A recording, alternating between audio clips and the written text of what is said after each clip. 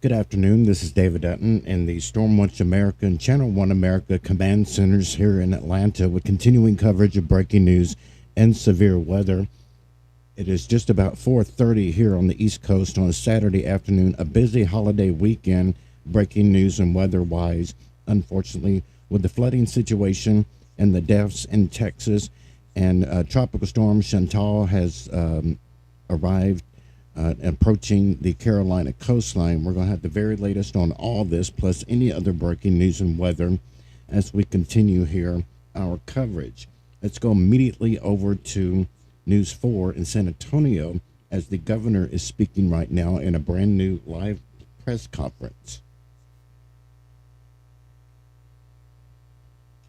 Helping your neighbors had losses too. You're hurting because you're grieving somebody that may have been lost.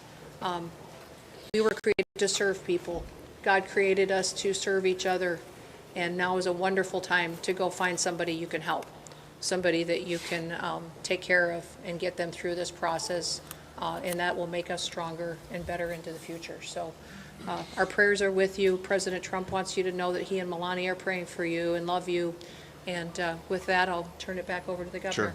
Well, thank you very much. Thank you so much for being here. Thank you for the assets and resources you and the Trump administration are providing. One thing that Secretary Noem mentioned was the fact that recoveries and rescues are being made. And what has happened over the past 36 hours is really amazing.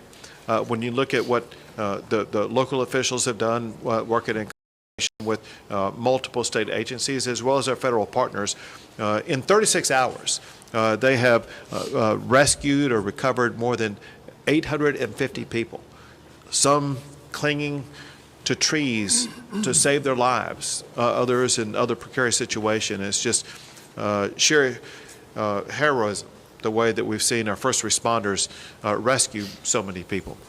And now I would like to turn things over to Senator John Cornyn.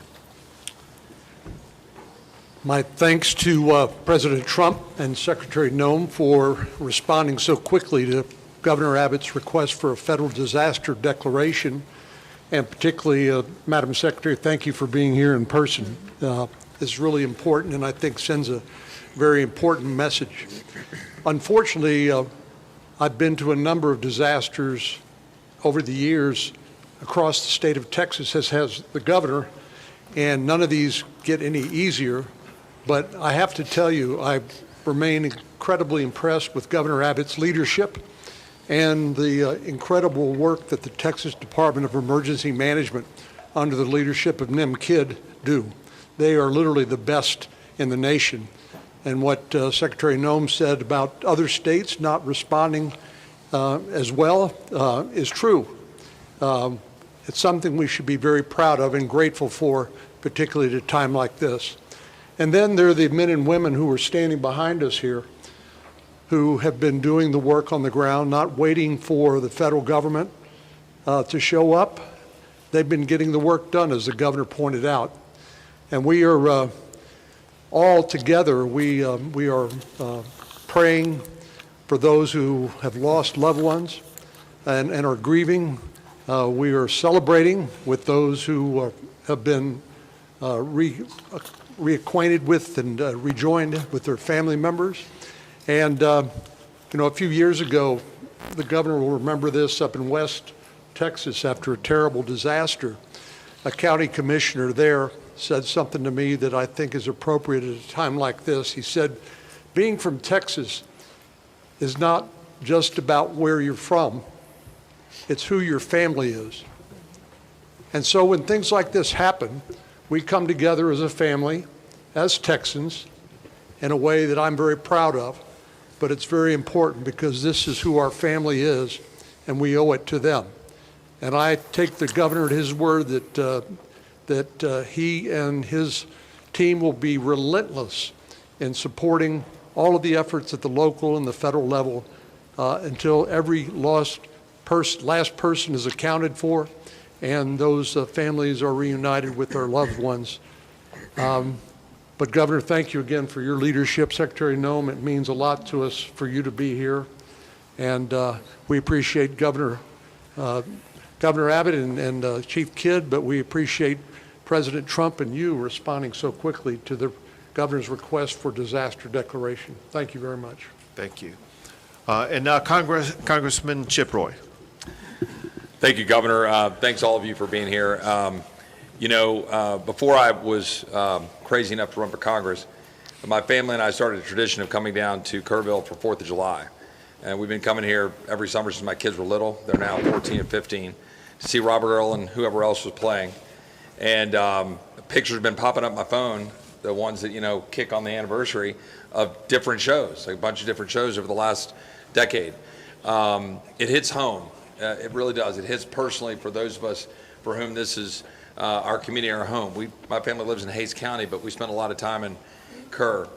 And I can't say enough about the local leadership and what they've been doing in the face of this disaster. Your city manager has done an extraordinary job.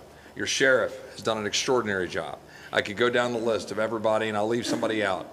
But I can't say enough about what they've done, and then I can't say enough about the governor and about NIM and about the leadership that has come from the state and from DPS and from TDEM to get this done and to do what we're in the process of still doing to react to this unfortunate circumstance.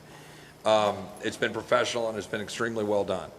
And I have to say, the secretary yesterday, I reached out to her office. I think it might be 15 minutes later that I got a call from the secretary, immediately responding to requests. I talked to NIM about the need for Army Corps support and some other stuff, immediately talked to the secretary about it. The collaboration, the teamwork, local, state, and federal, I cannot overstate the extent to which everybody set aside turfs or any of those kinds of things to deliver for the people of Texas. Now, we're far from having finished the job. We're all here knowing that we still have work to do. We're still prayerful. We're still hopeful. Obviously, there's a lot here that we're dealing with, but I'm deeply appreciative for that coordination. And last point that I'll just make is, and I've said this a little bit earlier this morning, there's going to be a lot of finger pointing and a lot of second guessing and Monday morning quarterbacking. And I just want to pick up on what I think the governor said about 850 something individuals that were moved quickly in this circumstance, and in a once in a century flood where you get 12, 14 inches, where you get a 26 to 30 foot increase in water in the course of an hour and a half at 4 to 6 o'clock in the morning on a holiday. And that's what we're dealing with in these circumstances and where those camps are. There's a lot of people saying why and how, and I understand that. And I understand why parents would be asking those questions and all of the media. But where we are right now in terms of what we've done to be able to protect people, move them, get them out of the camps, and the heroic efforts of people that worked in those camps, directors of the camps, people who own the camps, who not just risked their lives, gave their lives to try to go save the lives of those kids. That's who they are as Texans. And I'm so proud of that.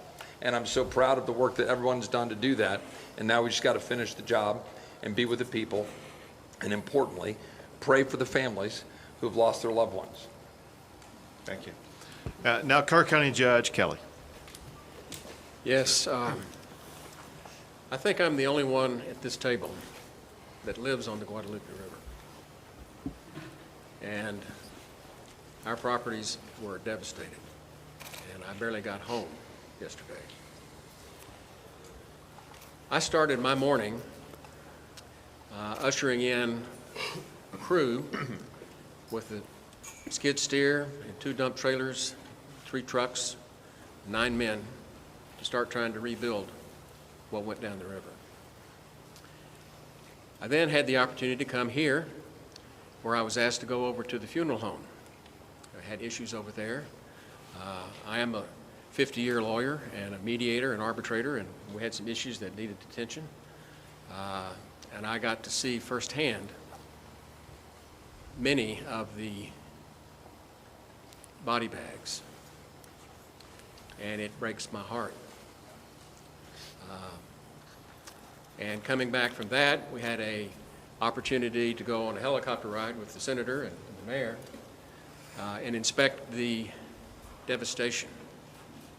We flew all the way up the South Fork, all the way to Criders.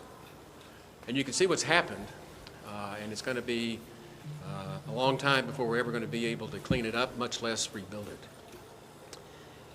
But there's nothing on the other side of Criders. It's just hill country.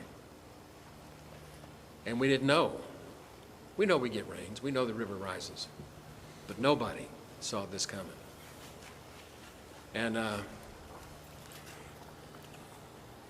what I really have to report to you is it was a godsend to be able to get out of the helicopter, walk back into this building, and sit down with these people and cooperate, arm in arm, hand in hand, to do the best we can to work the process. The rescue has gone as well as can be expected. It's getting time now for the recovery, and that's going to be a long, toilsome task for us. And what I would reiterate, I've heard others say, is as long as we stay together, we'll get this done. Thank you. Thank you very much. And now, Mayor Herring. I want to start off by saying thank you on behalf of the city of Kerrville and our 25,000 citizens. I want to say thank you to the federal government, the state government, county government. You know, as I look around the room in the Emergency Operations Center, I don't see different agencies from the state, the federal, the county. I see one team working together. It's important for our community to know it's one team. We will rescue those in peril, and we will find those who are lost. I continue to ask everyone who sees this today to pray for Kerrville and Kerr County. We need your prayers. And thank God we have the help of the federal government and the state government in this horrible, horrible crisis. Thank God for our country, and thank God for all the help we are receiving today. Thank you. Now, TDM Chief Nimkid. Thank you, Governor. My heart breaks. It's broken for those families that have lost their loved ones, and that fuels our drive to continue to search for them, and we will not stop until we find every one of them. I have to start by thanking our local first responders. Those men and women on the streets live here, they work here, their families are here, yet they got on the truck and they got in the car and they got in the ambulance and they went out and they did everything they could to save their neighbors. You also have volunteers all over this county that do the job for free, that were out there working to save lives, many times putting their own lives and their property at risk. Our state partners have been phenomenal, nothing short. Madam Secretary, your federal team has been nothing short of remarkable and impressive. I'm grateful for that. Every time I've reached out to you, staff, or Acting Administrator Richardson, or the Acting Regional Administrator, I don't think the phone has rang twice before you've answered. Thank you for doing that. Thank you for being here with us. Life safety continues to be our #1 priority. We will continue the search until all those that are missing are found. We will start cleanup and property damage assessments as soon as possible. Our teams from FEMA have been in the State Emergency Operations Center since before we started operating on this event. They are exactly where we need them to be, doing exactly what we need them to be doing. Our Border Patrol partners have been here, and I'm so grateful for the U.S. Coast Guard. Acting Administrator Richardson and Regional Administrator Stoller have been great partners to us. We continue to work forward. And if I may, I'd just like to run across a few more of the numbers. 1,331 state additional personnel that have been added to this response on top of all your local responders. Over 906 state assets here. That's 125 from our agency, 172 from the Urban Search and Rescue Team at Texas Task Force 1, over 160 from the Department of Public Safety, over 250 from the Texas Department of Transportation, 170 from the Texas Wildlife Department, Military Department 136, and the A&M Forest Service here with 115, and almost 190 people on the health and medical side. Governor, our team stands ready to assist this community. Thank you very much. One last thing, and that is, there is a word that's been the most common word that's been spoken over the past 36 hours, and that is the word prayer. It's been repeated by the people who are watching this as we speak right now. It's repeated often on social media, through phone calls, through texts. And those prayers are answered in so many ways. Answered by that child who was being swept down the river and happened to find a tree to cling on and was able to continue with uncommon strength to be able to remain clinging to that tree until a helicopter was able to descend upon her and lift her out of that harrowing situation. It could have been the reason why water stopped rising into a home or a cabin or something that would have caused an entire building to float away. It could be the reason why there have been so many people have been located wherever they were down the river basin. Could be something that prevented somebody from getting into the water to begin with. All we know is that prayer does work. Your prayers have made a difference. We ask for continued prayers as we continue our efforts to locate everybody who's been affected by this, and pray so much for the families who have lost a loved one, who are going through challenging times that they never imagined on the 3rd of July that something like this would happen. Prayer matters, and we thank God Almighty. God has blessed Texas and will continue to bless our great state. We'll take a few questions. Have the numbers changed? 27 dead and 27 missing from Camp Mystic. Sure. What I can tell you is there's still 27 missing. We have recovered some additional bodies at this time. We're trying to identify at this time. What I can tell you, an update, there's 32 deceased. 18 of those are adults and 14 are children. 5 of the adults remain unidentified and 3 children remain unidentified. We are still working on that this time. As I said earlier this morning, the numbers are going to continue to change. They're going to continue to change till we're done. It's been a very good day as far as being out there and being able to do some things, and we've got a lot done. Chief, early on there was a lot of conflicting information about the search, about the number of fatalities, the missing, even a lot of families and parents were rightfully concerned and more importantly confused about all this information. We just heard the judge refer to this as a shift from rescue to recovery. Can you clarify what that means? Are we talking about these missing people no longer believed to be alive? You'll need the judge to answer that piece. Our state assets and local partners are continuing to search for live victims. Is there any indication that there are still people out there alive? Any evidence? History would tell us that after a certain time period, those chances diminish. And we can talk about all of the numbers and the metrics on that. Our hope and prayer is that there are still people alive that are out there, and we are still actively searching for them, and we will continue. And listen, that will turn into recovery at some point, and none of us want to put a time period on that right now. But when you talk to the men and women that are up there in those helicopters and out in those boats and walking the ground, they're looking for live people right now and doing everything they can to continue this search as fast as possible. And Judge, just a moment to clarify, because we want to be very clear with especially families and parents that are watching this. What makes you feel like this has gone from rescue to potential recovery? Because there is a difference. We will eventually get to the recovery. 2 more questions? Well, we're going to do more than 2 more questions. I want to say this.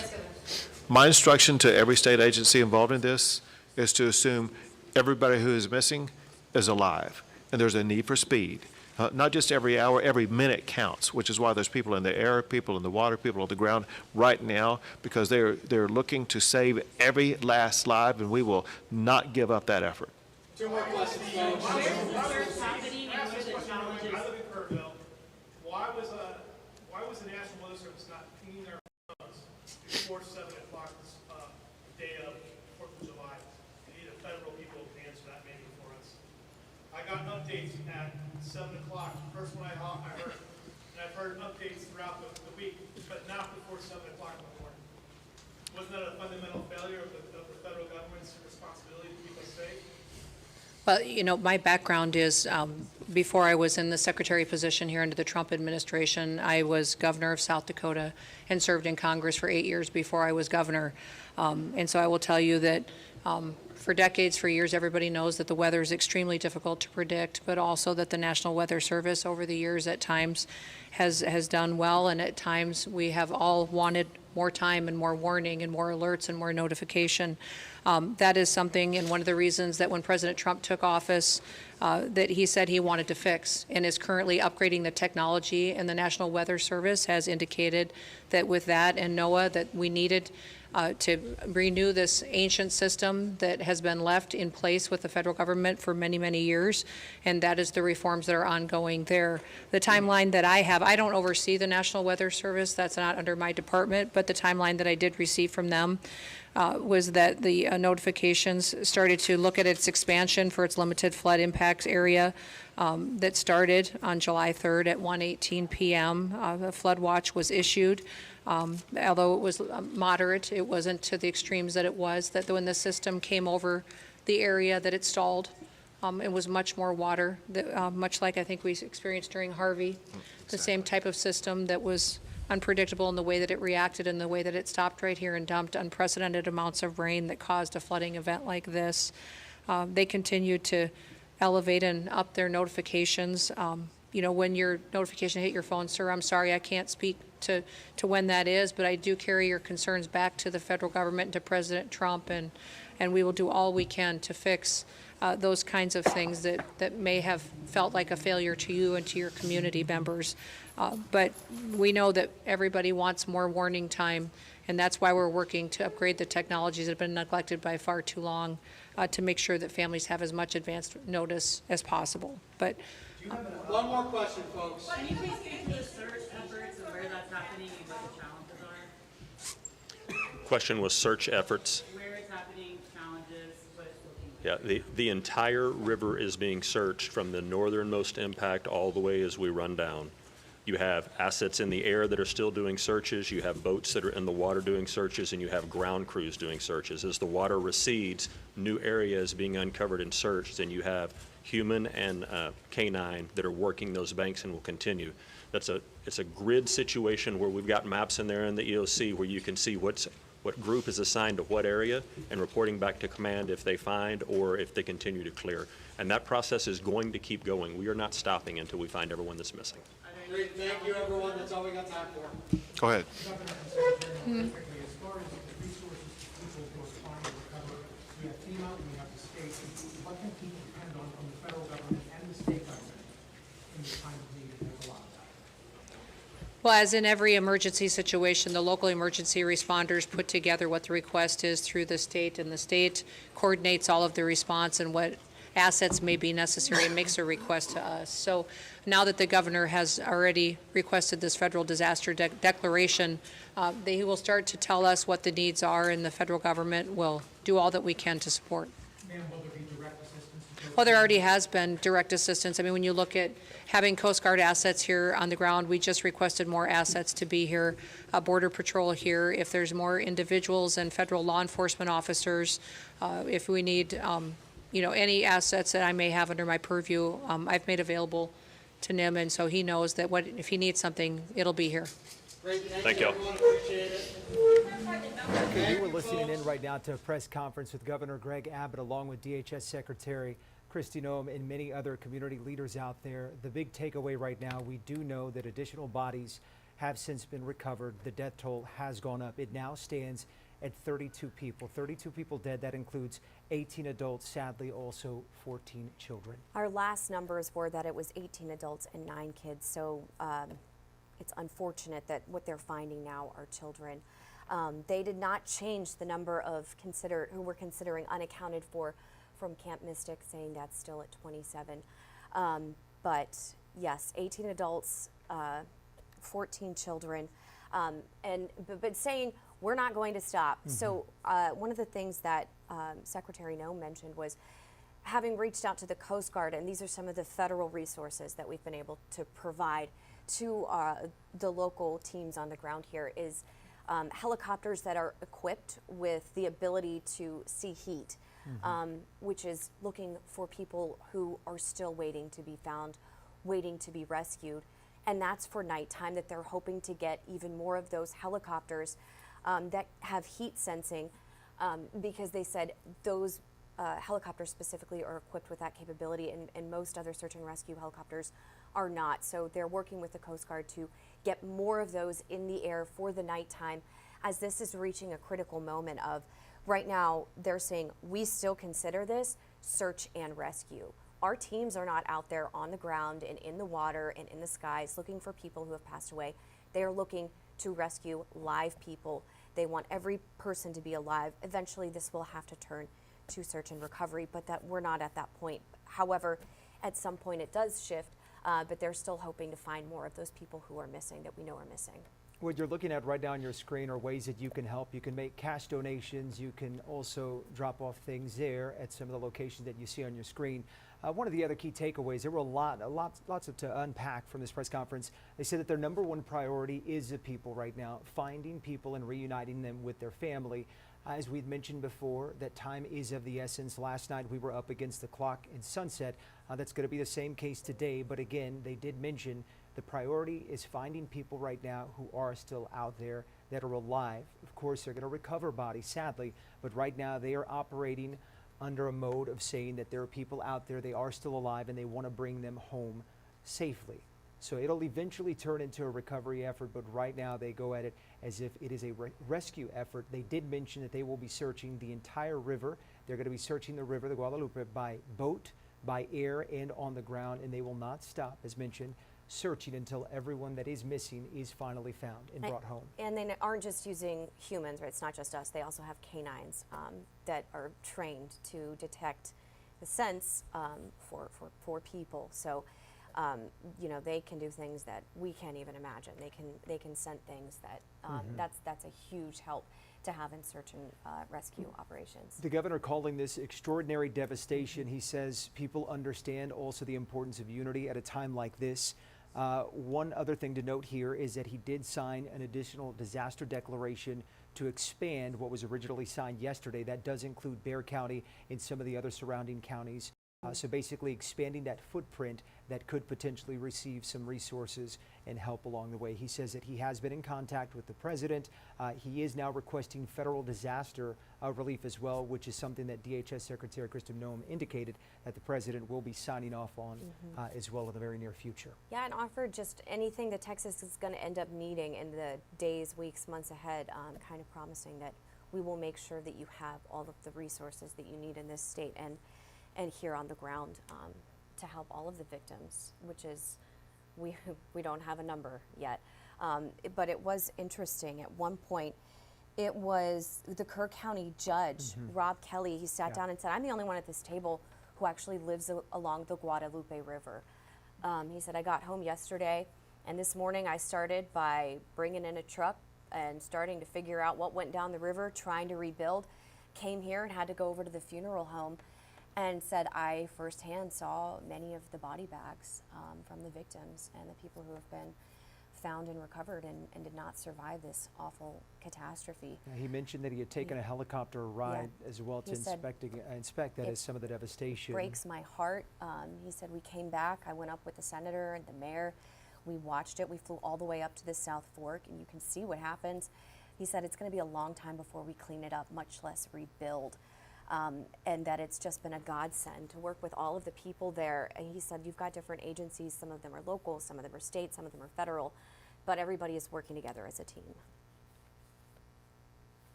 Also mentioned from some of the others, they said that they did expect rain. One of the quotes was that we know that we get rain, but no one saw this coming, at least not in the fashion that we did see it.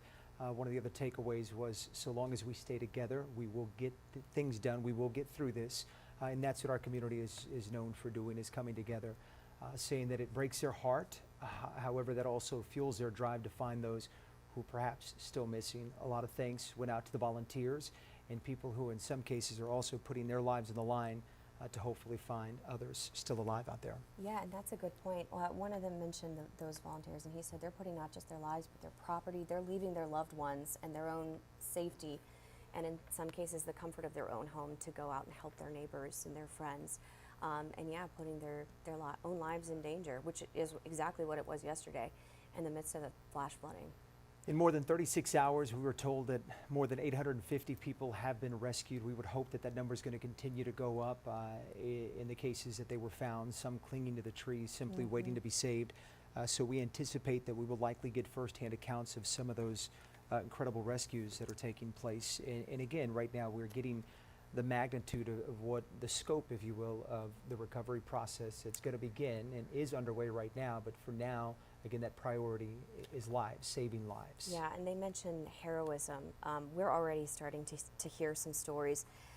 They mention some of the tragedies that we've seen from these summer camps, and where camp owners or camp managers or camp counselors are risking, and in some cases giving their own lives to try to save some of the children's lives. We know that at least one camp director did not survive. There was a story that we have posted out of Ingram.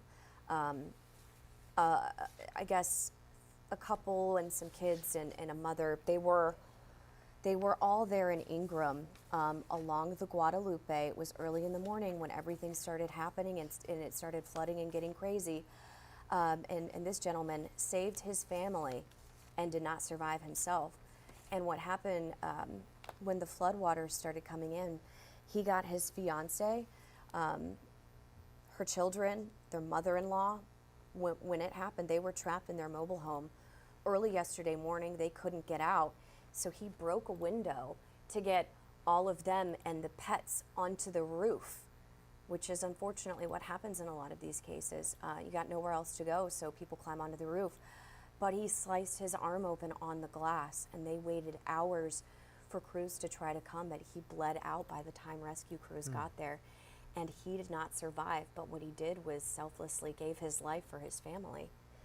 Which is what, sadly, is what we're going to hear a lot of in the coming days and weeks ahead right now, as folks are still being found. We know that there are reports of a lot of folks still missing. One of the things that we keep mentioning to you all is that thus far, no one, whether it be the governor, lieutenant governor, NIMKID with the emergency management, they're not putting a specific number on the amount of people who are still missing, because they can't simply know right now, because people travel in from out of town. In fact, some of the local leaders saying that, I believe it was Chip Rohrer, I have to go look, said that they go to Kerrville for the 4th of July all the time, so these memories are popping up, whether it's on Facebook or whatever, because that's generally where they always go, and they're not alone. A lot of families descend into the Kerrville area, into the Hill Country to enjoy it, so that is why there's no specific number as to how many people are still missing. We've seen families, we've seen an Odessa police officer that is among those that we have confirmed is still missing, but we wait. A senator out of Alabama referenced one of the campers. Sarah Marsh was her name, but she was at Camp Mystic and said that she did not survive. So it's a lot of people here from Texas, but it's people from all over the country. And it was Chip Roy who said that. Come here every 4th of July. It's been a tradition since our kids were born. And, we all have those, where were you 5 years ago today? The pictures that pop up on social media and your phone. And that's what he's getting. And it's just devastating to see that these campers went to sleep Thursday night. And all of these people along the Guadalupe River went to sleep Thursday night, excited for the 4th of July holiday the next day. What's supposed to be an exciting thing, and this just unspeakable horror has unfolded now, and there are still so many missing. If you are still joining us right now, just to recap, as we approach the 4 o'clock hour, we do know that sadly the death toll from the Hill Country flooding tragedy has gone up. Right now it stands at 32 people dead. That includes 18 adults along with 14 children. The number of missing remains unknown, though. Yeah, and we're being reached out to, and we are reporting independently when people are sending us information and images of their loved ones that they have not been able to get in contact with. And I think just that's all these people can do, is just hope and know that somebody's looking, somebody's listening. We are aware, and we're doing everything we can to help try to find your loved one, or your family member that you haven't heard from, your friend, your neighbor. But it's day 2, and we're still having to ask for patience. Been shared for perhaps if you do still have a loved one that's missing, that number is going to be 800-733-2767. Again, 1-800-733-2767. There was another number that was running around, 830-258-1111. That is if you have a missing person or have a person that has still been unaccounted for. Again, 258-1111, but the other number, that 800-733-2767. We've got all, I know it's a lot of numbers to take in, a lot of information. We've got it all for you on our Facebook page, on our news website, news4sa.com, all of our social media platforms, and that's also where we're seeing, again, a lot of these images of folks who still haven't gotten in contact with their loved ones. And really sadly, as we talk about the death toll now at 32, 18 adults, 14 children, some really unfortunate numbers. 5 adults and 3 children at this point are still unidentified. So those are bodies that are there and have not been assigned. We don't know who they are yet. So they're actively trying to figure that out as well, to identify and let their next of kin know. And that's something they've been working on doing since all of this started happening yesterday. Yeah. The video that you're looking at right now is of the Guadalupe River on the right, which is what we've kept our eyes on pretty much the entire last 2 days. The video to the left there showing you some of the devastation from across the area as well. We continue to get in videos and pictures and images. We had seen some images of a person who had been later rescued, who had been hanging on to a tree. And again, we're anticipating to hear some of those stories. Firsthand accounts of folks who have been saved, incredible stories. But then at the same time, we're seeing the devastation. We were going through the store earlier, the Taylor did the walkthrough with a person who said, you know, had lots of memories there and recounting a lot of them, dancing on the dance floor recently with his new wife. But, you know, we're still searching for folks in hopes that we can find them alive. But in the meantime, there's also this stepping back and looking at just how long this road to recover is going to be for them. And right now, there are a lot of people. We heard someone ask at the end of the press conference, why did we not get a notification on our phone from the National Weather Service before 7 a.m. that we were dealing with flash flooding? And they've made a point to say, you know, we aren't in that mode yet. We're not in this they keep calling it armchair quarterback mode, where we play the blame game and try to assign blame. That's not something they've wanted to really look at, other than to response to that question. Secretary Noem said we are working at updating the systems for a lot of these agencies. Okay, and we're actually going to go to Jay Avila. You were at the press conference, so give us a recap of what we just heard. Oh. All right, Jay standing by. Of course, the reception out there is a little spotty. Yeah. There's also a lot of emergency management crews out there, so as to be expected, it may be that case where it dips in and dips out. Yeah. So we'll wait for Jay. Once we get him back up, we'll go back out to him to get a recap of what that press conference was all about. One of the things that I was going to talk about, it was what I was mentioning earlier, that Secretary Christine Noem was mentioning, getting the U.S. Coast Guard helicopters. So she said we've had assets here on the ground since the beginning. And she said the U.S. Coast Guard has been here. They have certain teams here from CBP, Customs and Border Patrol, with their unique skill sets. But she's looking at other entities, and to include that, she's asked for more, what she called fixed wing aircrafts from the Coast Guard to help find people who are missing, helicopters that can come in with thermals to detect body heat and see in the night, so that they can continue working as we are reaching a very crucial hour. You know, tomorrow morning it'll have been 2 days. It is crucial for those people who still need to be rescued to be found soon. Yeah. Let's go back out to Jay Avila, who's standing by. He was at the press conference. Jay? Well, Mandy and Jonathan, you've touched on much of what was said here during the briefing this afternoon. But something that Mandy was just discussing was the kind of resources that the federal government, through Kristi Noem, is now promising to supply. You talked about those more fixed-wing aircraft for searching and helicopters with thermal imaging. So I went up to Nim Kidd, who is the emergency operations chief for the state, who used to work here in Bexar County. And he had said that they did have thermal imaging equipment last night. And in fact, all the helicopter pilots have night vision. So they did have that capability for them last night. We were wondering that as we were watching the helicopters go up and down the Guadalupe in front of us. But what they hope to get from the federal government is more of that equipment, so they can use it up and down the entire stretch of the Guadalupe through this area. So they're welcoming that kind of equipment. They continue to say that this number, 850 rescued and evacuated, is a good number, 36 hours in. They're really working hard, and they have talked about how people have been rescued from trees, from high ground. Those who are walking the banks and the drier areas are doing a grid search with canines, they said, and they're literally getting to the point of turning over rocks, looking into brush and debris, doing everything they can to locate individuals. And they pointed out several times after being asked about it that they don't consider themselves to be in a recovery mode right now. Those are difficult questions to ask when you know that family members are probably watching, loved ones, the community itself, very sensitive about that. But from the governor on down, they were answering that we are looking for people who are alive. And our sense of urgency is such that we're going to assume that there are people out there who are hanging on and waiting to be rescued. And so that's what they're trying to do. You did mention that some really tough comments from Rob Kelly, the county judge, about having to witness some body bags when he went into the morgue, and how that really brought it home to him. And he and the mayor have both been very emotional at these briefings that we've had.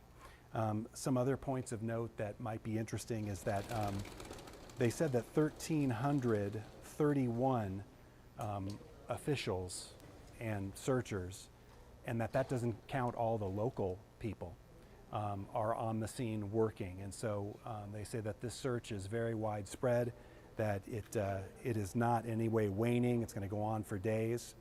Kristi Noem said at one point that you are not alone. The country's hearts are with you.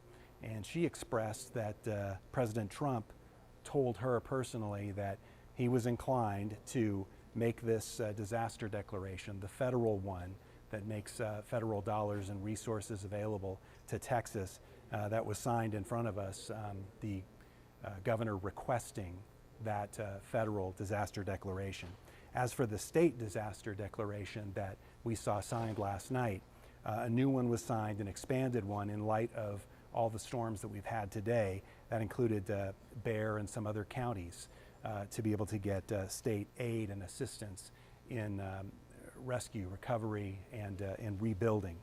So I think the one quote that stood out to me from the governor at the outset was that what they feel they've witnessed in the past 36 hours is quintessential Texas, that when things like this happen, that we unite. And so overall, they're trying to give a united front and that kind of positive message to the extent they can from these briefings. Jonathan and Mandy? All right, thank you, Jay.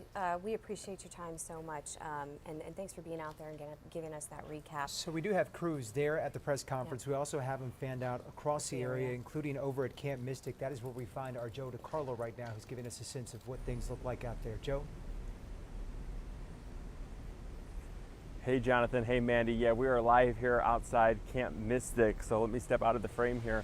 You could see the Guadalupe River, and on the other side, that is Camp Mystic, where again there are 27 missing right now from Camp Mystic after the floods Thursday night into Friday morning. And you could just see up and down this road. We're right along Route 39 here. We're south of Hunt, and on the drive in, once you got to Kerrville, you got along the Guadalupe River, you went west on Route 27, eventually south when you south on Route 39 to follow the river.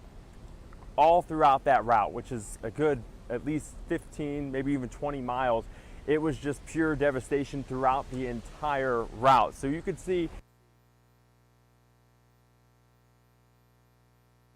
it shows how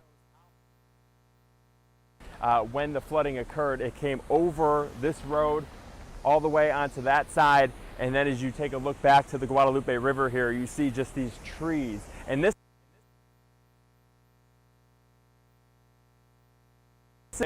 all the way to Kerrville.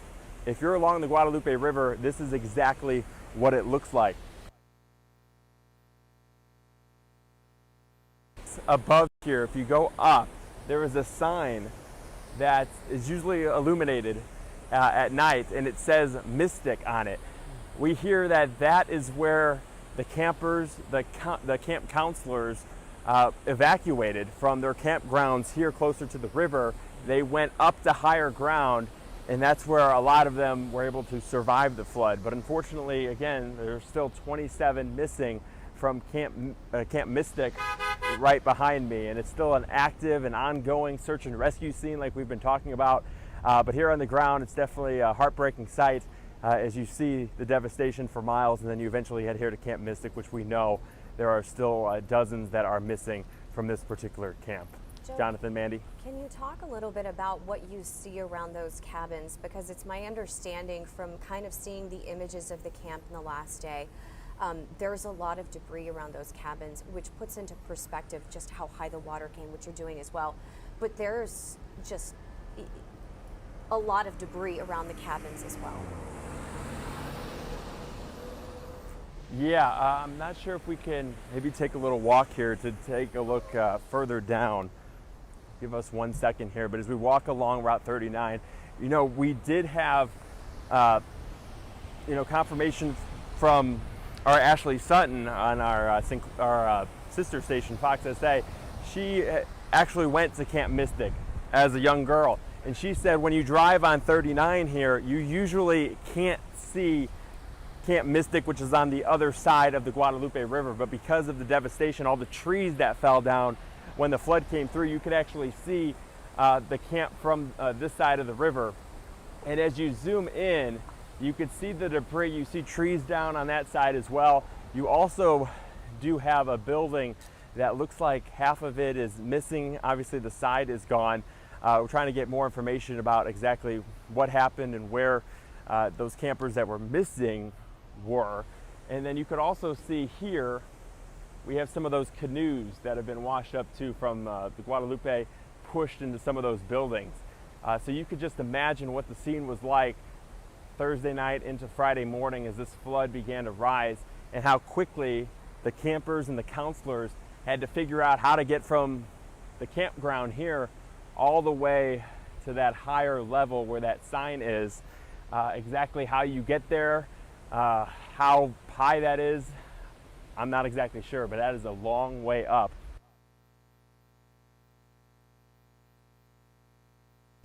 Along the Guadalupe. Right. Joe DiCarlo reporting for us at Camp Mystic. Joe, thank you for that. It does, again, give you a sense of what first responders were up against just yesterday when we were talking about the rescue efforts to try to get out there and debris out in the road. We want to turn our attention now to Zach Hedrick, who is out in Kerrville and joins us live with more. Zach? Hey y'all, we just arrived in Kerrville maybe about an hour ago, and to give you an idea of where we are, we're in Louise Hayes Park. It's just a little bit away from the city center, City Hall. There in the distance, you might be able to make out that clock tower, the top of it anyway. And Louise Hayes Park, usually a very busy park here in Kerrville. Just down the way here, there's a pavilion there where families like to hang out, spend some time in the park, and then also, of course, run down to the river here, which is, as you can see, has receded greatly here in the past 24 hours or so. Cleanup efforts underway. I'm not sure if you can hear it in the background, but there are chainsaw crews in our area clearing up this massive amount of tree debris that's just all over the place here in the Guadalupe River area. They were chopping up this tree just not too long ago, but you can see just the vast amount of damage left behind by the floodwaters from yesterday. The power of the water is something to behold, really, because you can see the trees just being snapped over like pieces of straw. That thicket right over there, a really good indication of just how strong these waters were going. You talk about the rescue efforts last night. Over here you can kind of see how the tree debris has really kind of gathered around the trunks of those things. You can imagine somebody just being held up there, hanging on, you know, while somebody's trying to rescue them. Just incredible to think about. Cleanup efforts, as mentioned, underway. We've seen helicopters, a couple of helicopters fly over this area here in the past 30 minutes or so. So search efforts well underway as well. Where I'm standing right now, we're in the parking lot at the VFW post here in Kerrville, and I'm told where we're standing was under about 3 or 4 feet of water. So that would be probably maybe up to my waist or just under it thereabouts. And the water stretched all the way up this embankment here. There have been people out here at this park taking a look, just looking at the damage and seeing what they can see. but you can see the water line of how far this water has traveled from yesterday and how far it has gone down since then. So it's incredible to just kind of behold a little bit. Not too long ago, here in the past 10 minutes, we actually saw a long line of emergency vehicles, state troopers with their sirens and flash and lights on.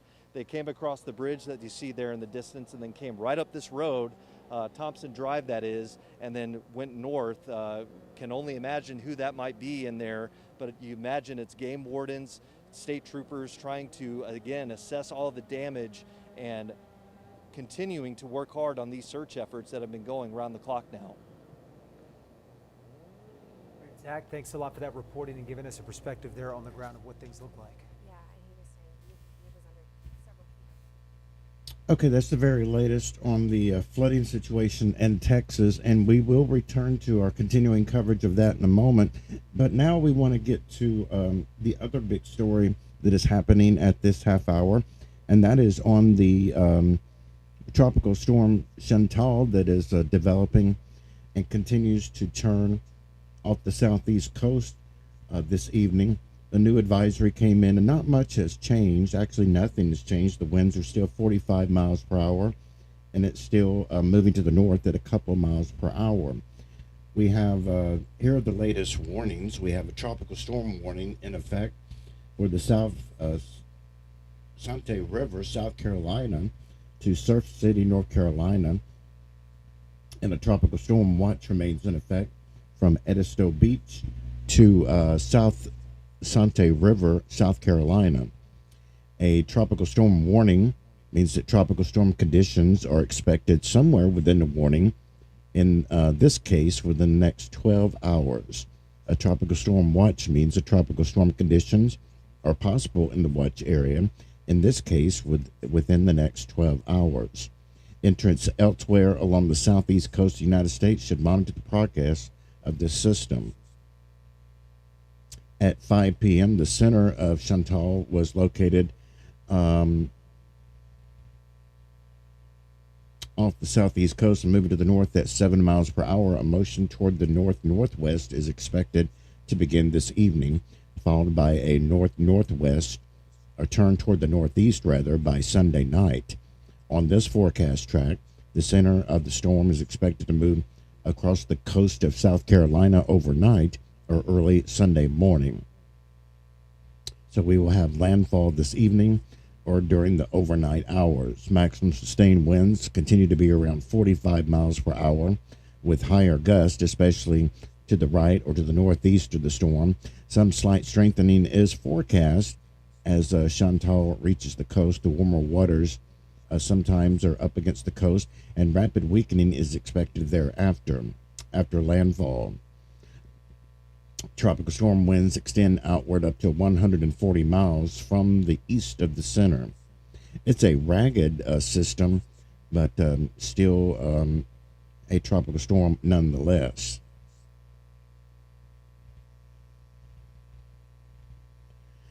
This storm is expected to produce heavy rainfall across portions of the Carolinas through Monday. Storm totals of 2 to 4 inches with local amounts up to 6 inches is expected. This rainfall will result in an elevated risk for flash flooding. So we may, again, this is a possibility, see the potential for flooding. Similar, I want to stress that similar, it's possible. There is a chance, anyway, there's always a chance of very dangerous flooding with this system.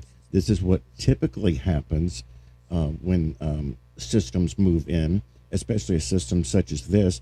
The main threats will be the heavy rainfall from this system, not necessarily the wind, and this is not a strong hurricane. So the main threats from this system will be the heavy rain and the flooding. And of course, there is a possibility of some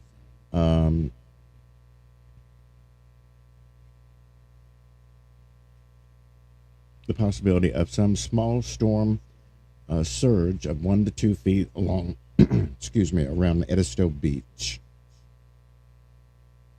We do have a threat of an isolated tornado as the system moves in tonight and during the overnight hours. And of course, we'll be here to cover that for you live. Chantal is expected to bring life-threatening surf and rip currents to portions of the coast from northeastern Florida to the mid-Atlantic states during the next 24 to 48 hours. Next advisory at 8 p.m. Again, that is the 5 o'clock advisory on Tropical Storm Chantal. Wind still at 45 miles per hour, moving to the north at 7.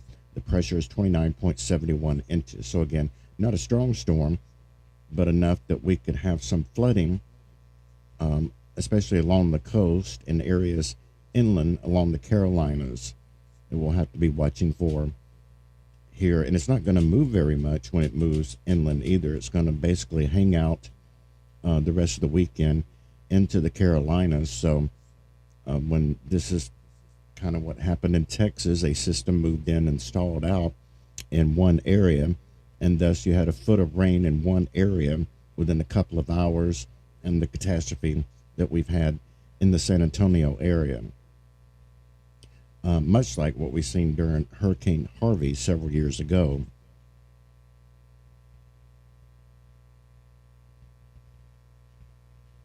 So again, that's the very latest on that storm. We're going to keep you updated on all this throughout the evening and throughout the weekend. Stay with us for continuing coverage. Right now, let's get the very latest on what the weather is doing right now in the San Antonio area as we go back to News 4 in San Antonio, Texas.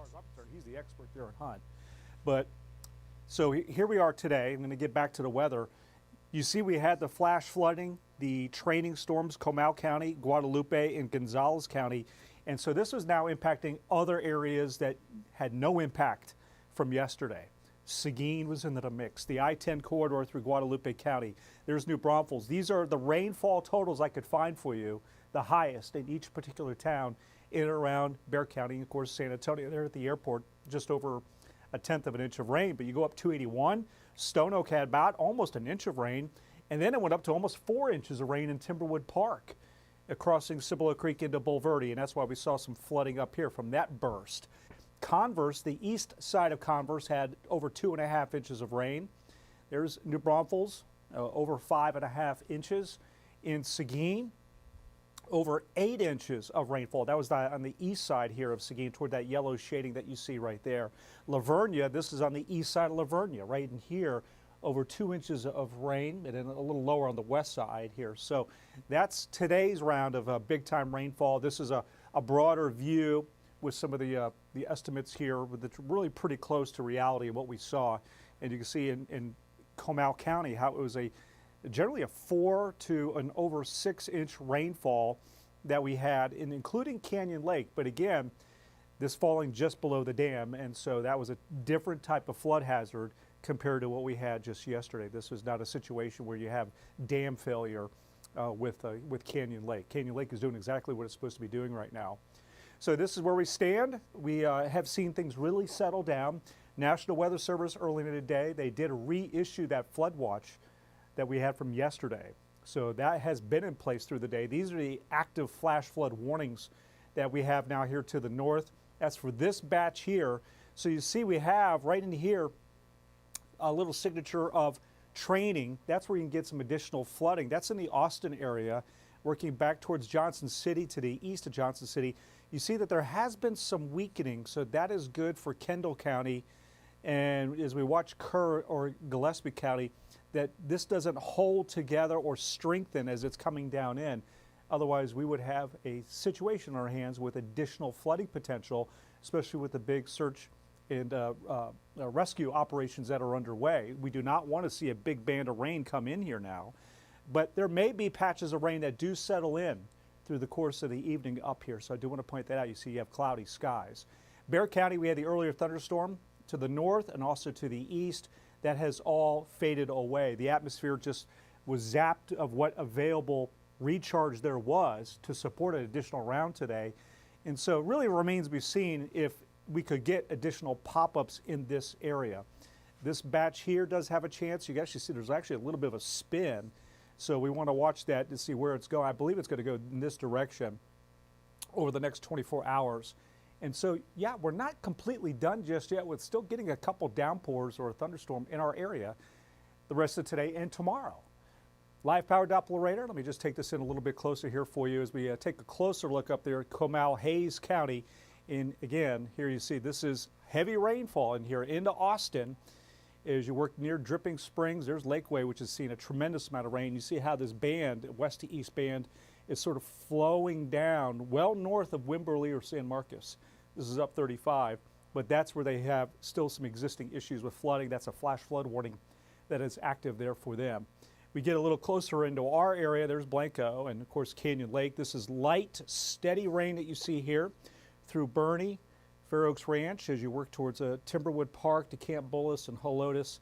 This is really light rain. This is not going to cause any kind of rise in rivers or streams or creeks. They're going to continue to drop off. Little patches coming through Seguin. In around Bexar County, really not much. These little sprinkles or tiny little showers is what we have here at the moment.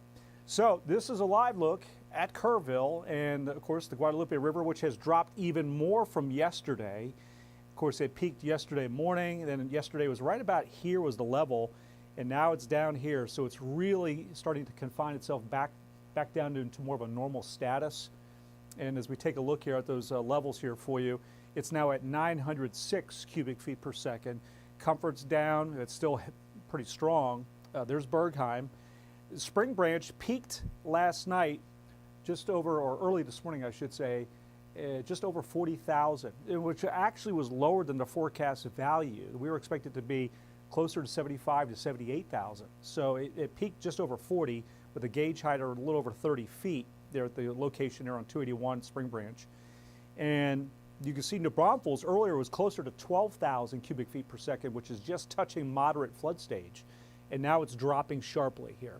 The Comal River came up over 2,000. It's now starting to decrease here too. So things are improving here in terms of those floodwaters.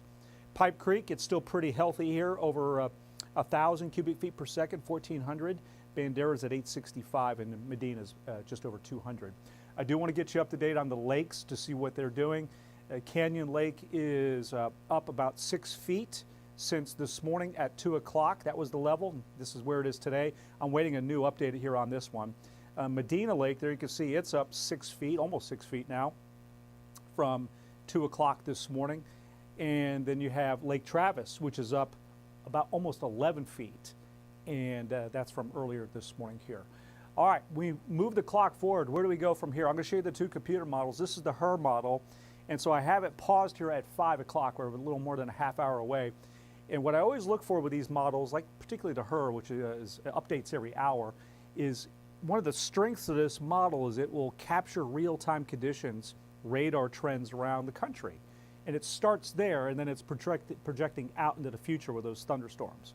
So that's the strength of this model. So it's doing a pretty good job handling this batch up into the Austin area and here out to the west. So my confidence is, okay, it starts well. Let's see how it moves forward, and I can really buy into what it's selling.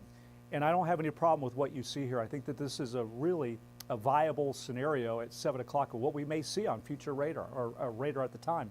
And that is these scattered showers, maybe a weak thunderstorm just north of our area, a little bit of rain, Kendall County, Comal. Some of this may be trying to push into our northern tier counties.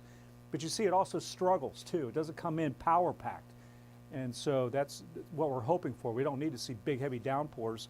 I do think there's another kick tomorrow into the Western Hill Country, Edwards Plateau, of some showers or a thunderstorm. And if we do get a thunderstorm up here too, get a quick half inch or more of rain. And we may get one or two even into Bexar County, just an isolated chance of that here. So we're not going rain-free in the forecast.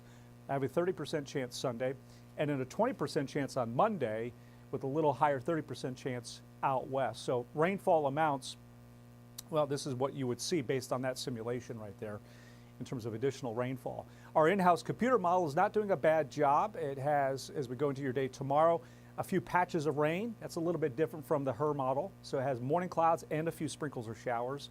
And then it favors the western tier of our area. See that? That's a similar trend to what I just showed you. So my rain chance tomorrow is higher, Western Hill Country, Edwards Plateau in our western zone, and then isolated elsewhere. We take this now into Monday, and it's just a 20% rain chance, mainly with a push coming in off the Gulf for a random shower or thunderstorm. So here's that rainfall forecast. And again, you see that there could be a spot or two from our in-house computer model where you get a ½ inch or maybe over an inch of rain. So it wouldn't take much. Super saturated soil here after this catastrophic flood.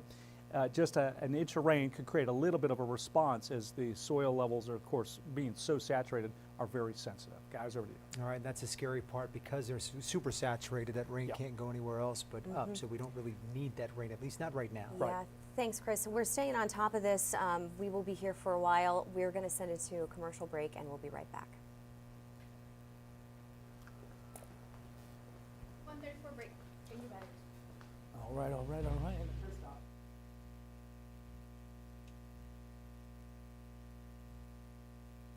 And this is continuing coverage of breaking news and severe weather on Channel 1 America, part of Stormwatch America. Thank you for joining us this afternoon. I'm David Dutton here in the command center in Atlanta. It's right around 5:30 right now, and we're live from Atlanta. We're continuing coverage. What we're going to do right now is give you, we just did a few moments ago, if you were with us, but what we'd like to do right now, and we're going to bring you some more local coverage if we can at 6 o'clock Eastern time tonight from a local station in the South Carolina area. But at the moment, beautiful, isn't it? we're going to, if we can, switch over to Fox Weather for a moment to get a detailed forecast and some mapping here for to show you on the latest on Tropical Storm Chantal. We're covering this plus the flooding in Texas this evening, plus any other breaking news here on Stormwatch America. Let's go to Fox Weather for a couple of moments.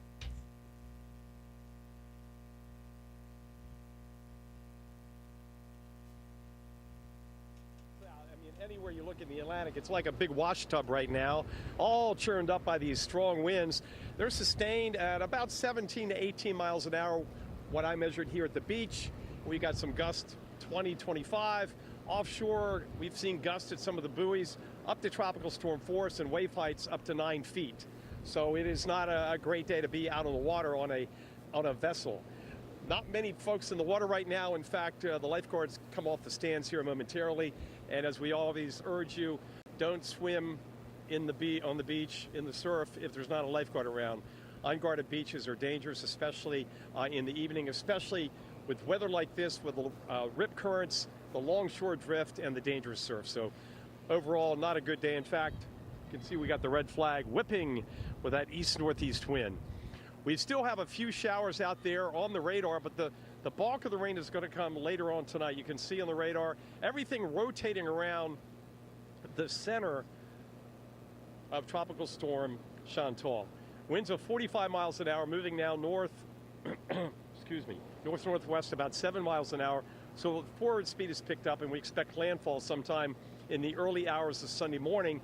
Most of the rain will be along and to the right of the center at landfall, so that means from here north up towards Wilmington, Wrightsville Beach. In fact, several counties in North Carolina and South Carolina, including here in Horry County, Georgetown County, Brunswick County, where Wilmington and Wrightsville Beach are under flood watches until early Sunday evening. But most of the rain will fall overnight with the center coming on shore. And then if you look at the models, at least the high-res radar forecast model, it's taking that blob of rain north and northwest over Fayetteville, the Sandhills, the coastal plain, over Interstate 95, into the Raleigh-Durham area by about 6 or 7 tomorrow night. That's just one model, but just a heads up, if you're traveling back from the vacation from the 4th of July, and you are going to be on Interstate 95 in North Carolina tomorrow, say Greetings late morning from TornadoHQ.com. through early evening, whether you're on I-40, I-95, you may run into some of that rain from Chantal and some gusty winds. So, Jane, a rough surf, not a bad evening right now. We'll get most of the weather overnight, and then by mid-morning tomorrow morning, we may see the sun back out here. Still rough surf, but the main impact again is rainfall inland and some localized flooding. We could get some wind gusts 50, maybe 55 miles an hour. That's going to be a minimal as far as structural damage and power outages go, as far as those kind of impacts.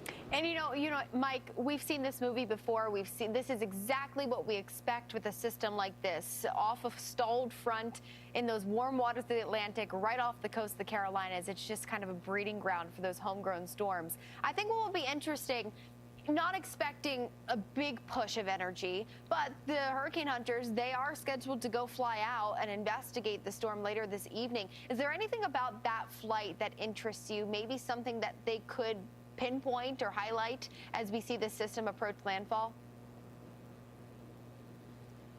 Not really. I think it's going to behave. I don't think there's any chance. I don't think there's any chance of this thing surprising us and becoming a hurricane or a stronger tropical storm. Now, they do forecast it before making landfall to go from a 45-mile-an-hour tropical storm to a 50-mile-an-hour tropical storm, mile-per-hour tropical storm. So that's in the forecast, and the impacts won't be much different.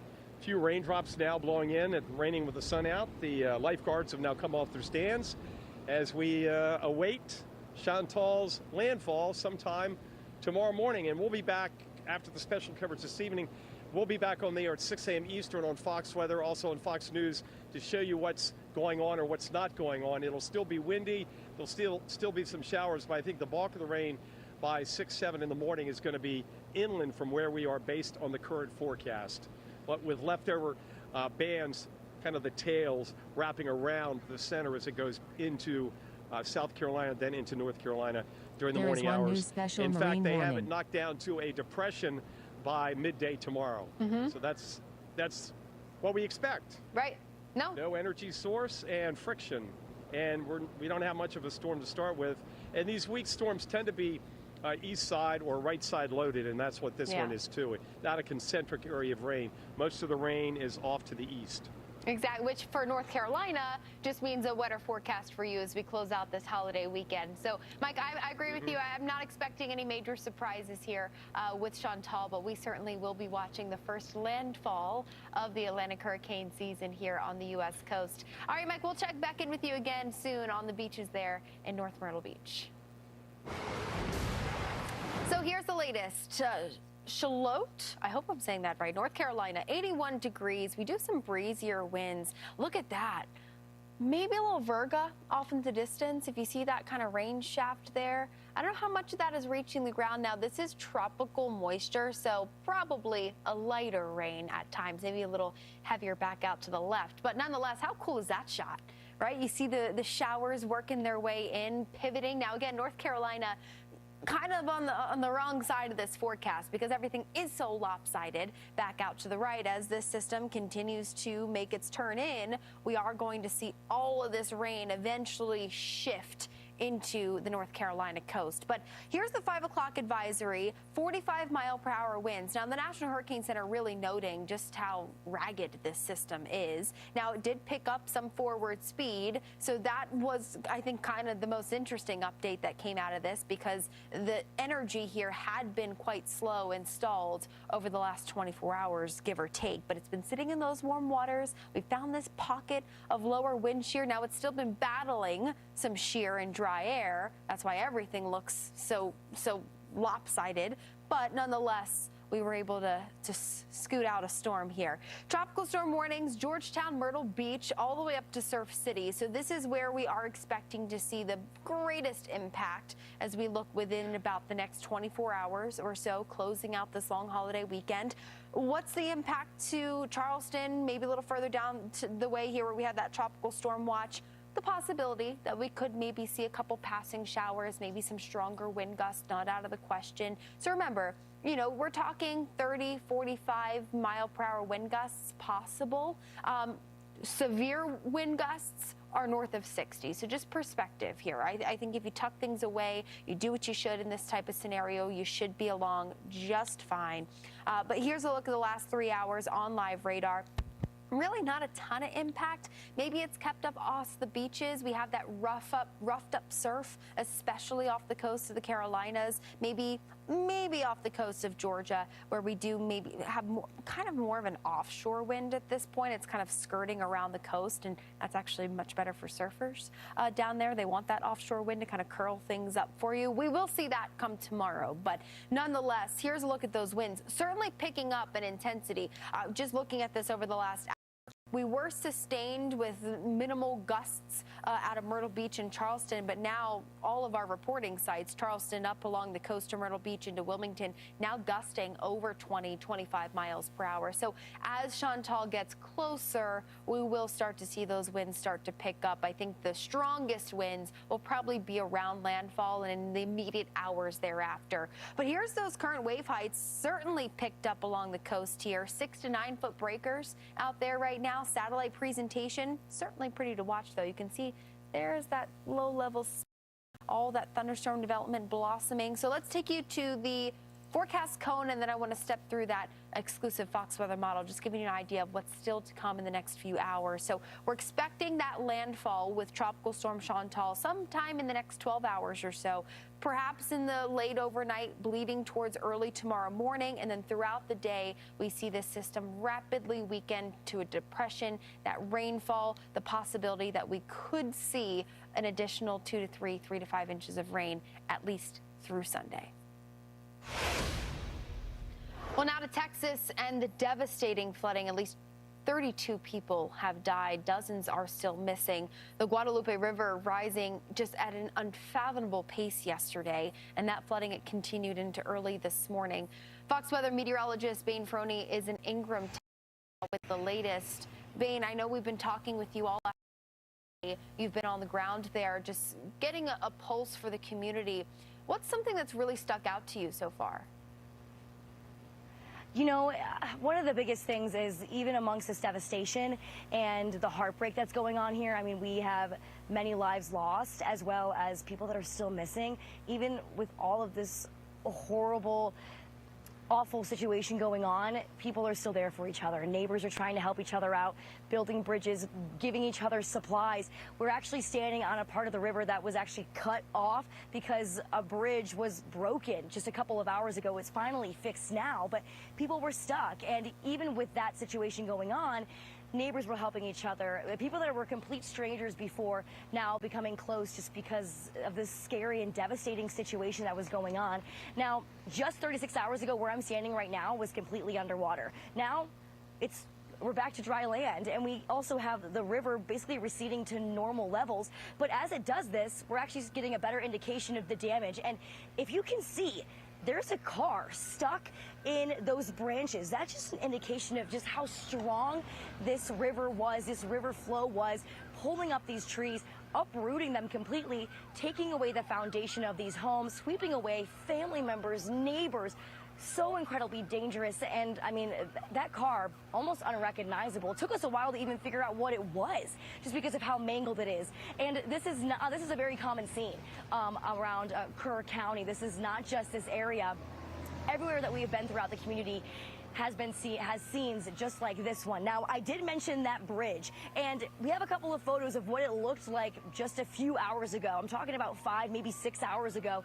Completely broken. People weren't even able to get through. They couldn't drive throughout the area. They couldn't get off this side of the river because of that broken bridge. But thankfully, the community came together and helped mend that bridge in a way so people could get off. And actually, if you take a look behind me, people are finally starting to drive back on it. So that bridge is now open. People are able to get off and actually get to their locations, go and get supplies as well.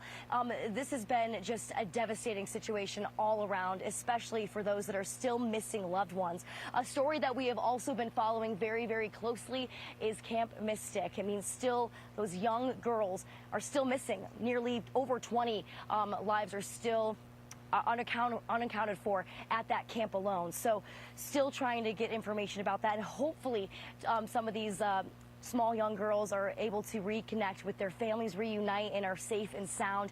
That is the hope right now. We've been hearing helicopters flying about the area all morning long, all afternoon long, this search and recovery effort and the search and rescue effort has not let up at all since we've been out here. And we've been out here since about 4 a.m. And we've been seeing this effort among not only officials and first responders, but also the community just trying to do whatever they can in order to help in any way, whether that's giving supplies or helping mend bridges or even lending a helping hand when it comes to anything that they can do. So we're going to continue to monitor this, but the flash flooding potential and risk is still out there. We still have showers and storms, and this runoff, this rain, we're going to be dealing with this for a little bit longer as well. We will be, it's a long, heartbreaking day. There are a lot of people who have been hard at work, trying to help their community members. Just great reporting out there for you as well. So we'll be checking back in. Bain Frony, thank you, from Ingram, Texas.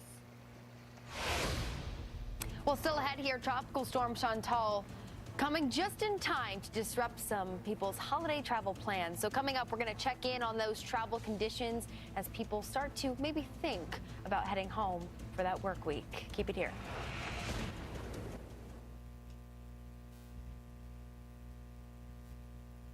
And that's the very latest from Fox Weather on both the Tropical Storm Chantal and the latest on the Texas flooding that is occurring right now.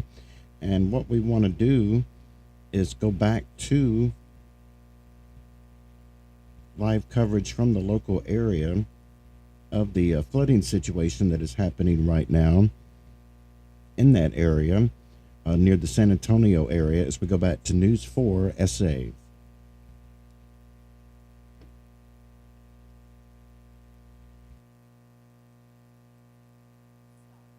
Toothbrush, Yeah, toothpaste, you name it. You're starting the over. essentials. You're starting over. You had everything the night before. Now Yeah. everything that you once had has since been washed It's away. gone. So of course, all donations are needed right now. And we were stressing yesterday, and we'll continue to stress as well. If you do make donations, especially when it comes to monetary donations, do just be mindful, because you do have people out there who are not legitimate, and they will try to take advantage of a situation like this, and that's not what we want to see any of. We haven't necessarily seen any of that firsthand, but just do be mindful if you are making donations. Make sure that it is a legitimate source, so that that money and donation can get to the right person who's been affected, that isn't impacted. That's something our local officials have talked about as well, making sure that you're checking and vetting whatever you're donating through.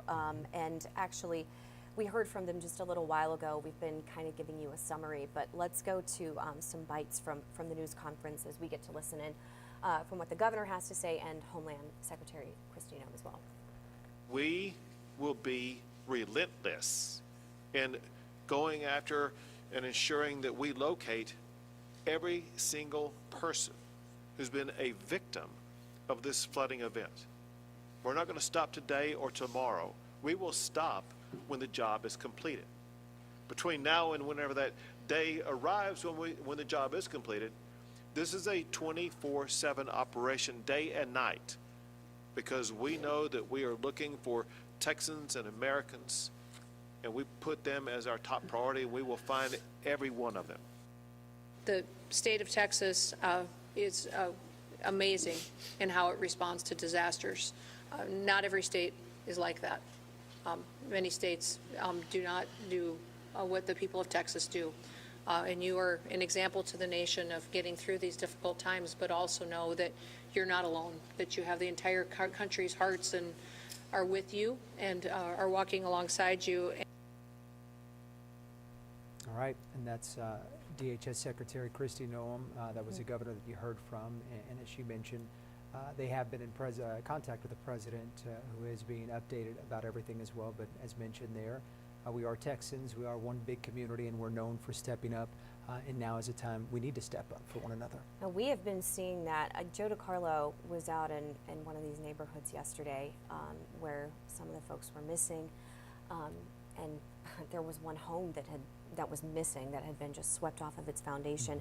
A lot of them had damage, but throughout the entire day in his live shot, he was talking with the neighbors there. They were showing him and walking him through their homes that had just a lot of damage, going to need a lot of repairs. And they were also just showing up and helping each other clean up. And so it's wonderful to see that. And in these cases, well, we have the worst of Mother Nature. We do tend to see the best of humanity as well. And that is what we have been seeing. Of course, we are here for you. Our coverage will continue. We won't be going anywhere. We're going to stay on air as long as we need to, and as long as those crews are out there searching to bring folks home, we'll be here with you every step of the way. For now, we're going to take a short break. We'll see you in just a moment.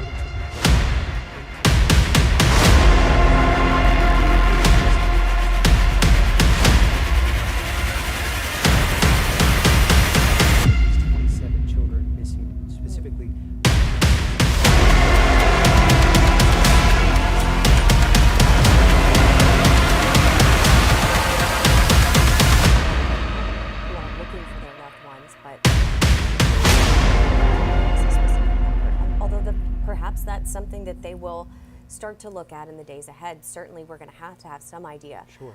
And the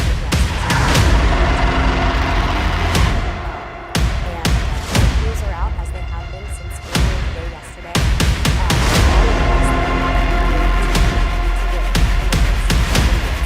This is 11 crossing the Guadalupe River, which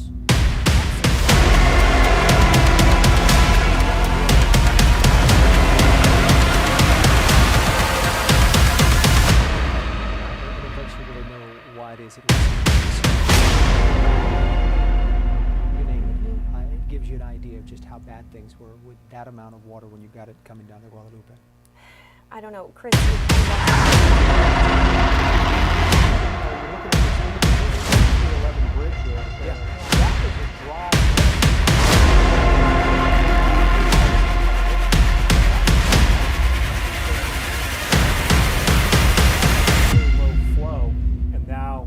That's what you do. It's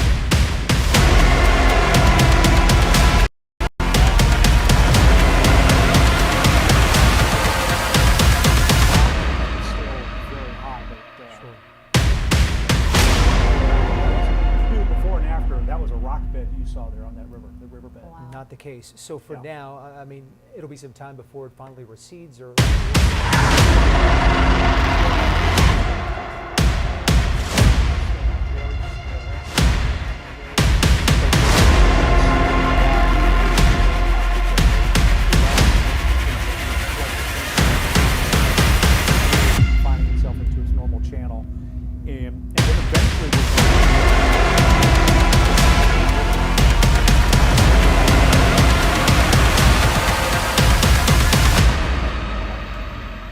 No, I think for a while we're going to see something that's closer to normal. It will not go right back down to where it was, which was very weak and well below average.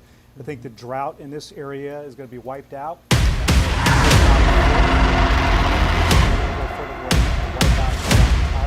I think you're going to see a massive dent in that.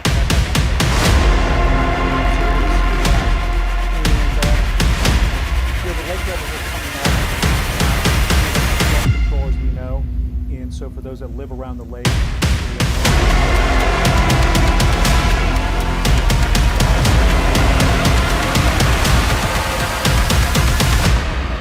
And Medina's come up some, but it's got a long way to go.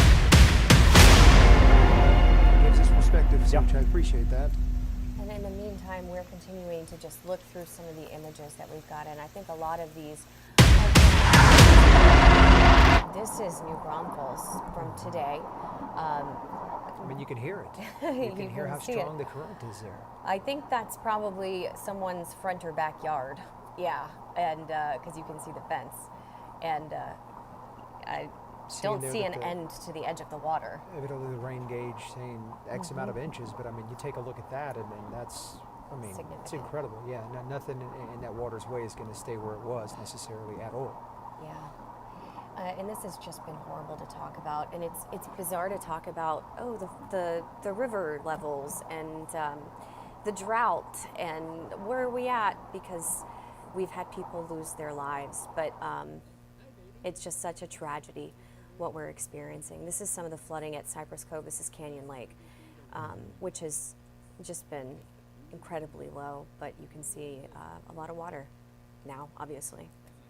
And as that water goes down, as we talked about, the water got high into places that it's not been in a long time. We keep referring to the flood of '87, but as we've seen now, not to say no comparison, but we know that sadly a lot more people have died. We're anticipating once the numbers do come in, when you do put a dollar figure to the amount of devastation, my. destruction, it'll likely far surpass what we did see in the '87 flood. But right now, it's not really a matter of comparing, No. simply to put into perspective. What we're dealing with is disaster, and I can tell you that, you know, for the most part right now, all eyes of the nation are on our community right here. You know, networks are watching, and people from not just here in our state, but across the country want to step up to help. We've seen, similar to that interview right there with the grape juice, we've seen people reaching out by way of Facebook saying, what can we do? We know we're on the other side of the country. We know we're out in LA or we're in New York, but we see what's happening. We know that you know, a couple of dozen children are still missing from the camps. What can we do to help out? Yeah, because, you know, Texas has just got a special place in the hearts of a lot of people. So to see something like this happen to a place that's very sentimental for a lot of people, and especially along the Guadalupe River, and especially on a day when we're supposed to be celebrating our nation's independence, it's just, it's gut-wrenching. These are images that Chip posted. One of the campuses that was destroyed, and then one of the stores there in Hunt, the shop that Taylor was at live. Chris Suchan, what is your take now on the day after this? So you mean being from July 4th to where we are today? Yeah.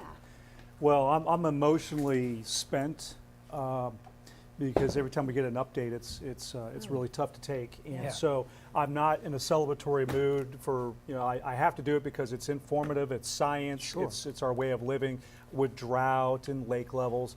But I'm not in a mood to celebrate really any of that kind of stuff No, right now of course because we're at 32. And my life and my career for almost 30 years is about keep people safe and weather aware and ahead of it. Yeah. And so I started asking myself, what could I have done more? You know, I'm trying to do as much as I can. Could I have done more? You know, that's me as the meteorologist. And you were talking about the potential for this in the days leading up to it. Yeah. All right, tell you what, our coverage continues in just a moment.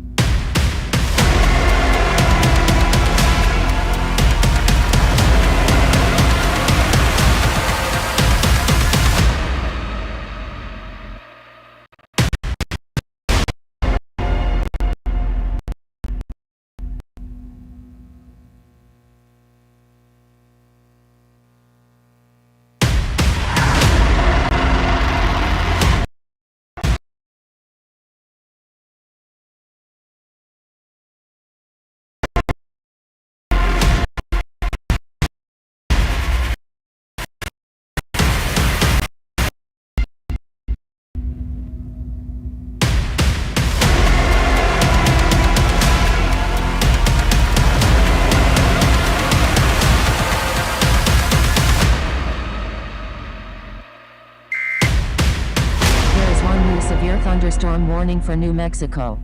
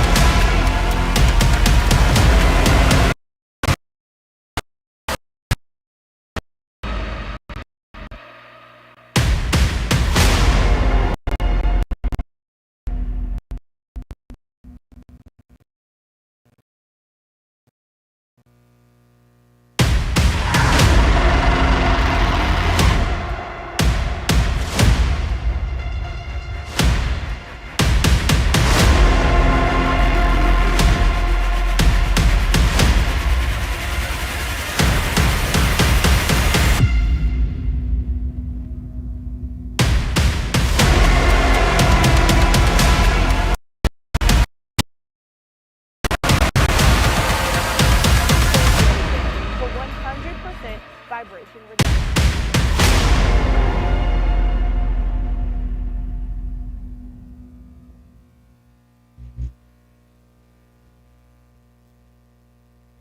It's 6 o'clock and we're live from Atlanta with continuing coverage of breaking news and severe weather.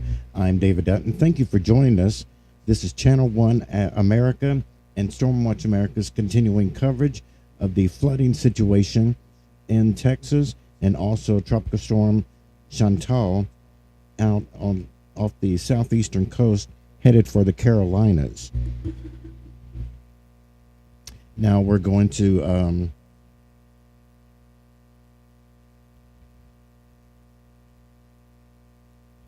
WBTW. We're going to try to go to a station here in Myrtle Beach, South Carolina in a moment for the latest local coverage of Tropical Storm Chantal is expected to make landfall near that area during the overnight hours. There's a possibility of an isolated tornado and 50-mile-per-hour winds. The main threat, I believe, will be the flooding. Of course, we don't want to hear that word anymore after yesterday. It's certainly possible with any tropical system. This will be moving into the Carolinas this evening. We already have some rain coming in from the system now, but more is coming in. And the system is kind of moving slowly, only to the north at about 7 miles per hour. So, of course, we may end up with some issues there. Hopefully not, but we're going to monitor that very closely.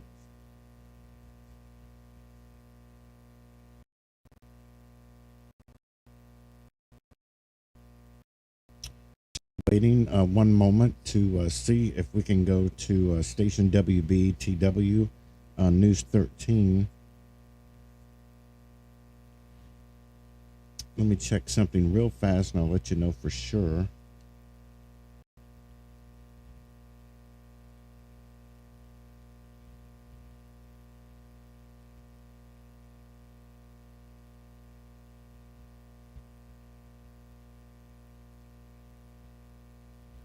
Okay, we're not, that didn't tell me much, so we'll wait here just a few more moments. If not, we will go, we really wanted to bring you some, that's what we're about here, bringing you local coverage, as we'll be going back to Texas in just a moment, where we have 32 fatalities, unfortunately, and the 27 girls are still missing from that Camp Mystic in the just northwest of San Antonio. So we'll go back to that coverage here momentarily. Stay tuned for that. But we're trying to give you an update. The very latest is 45-mile-per-hour winds. It's moving to the north at 7 miles per hour. Still out in the ocean. This is Tropical Storm Chantal off the coast to the southeast United States, headed toward the Carolinas. So it doesn't look like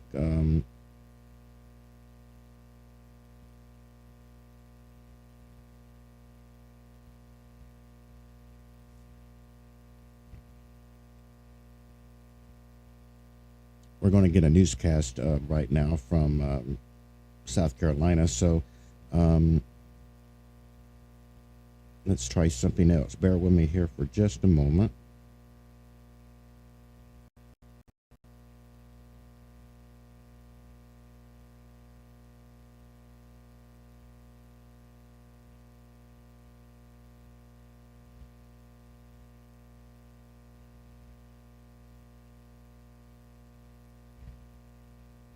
So let's go over to Fox Weather to get an update on Tropical Storm Chantal.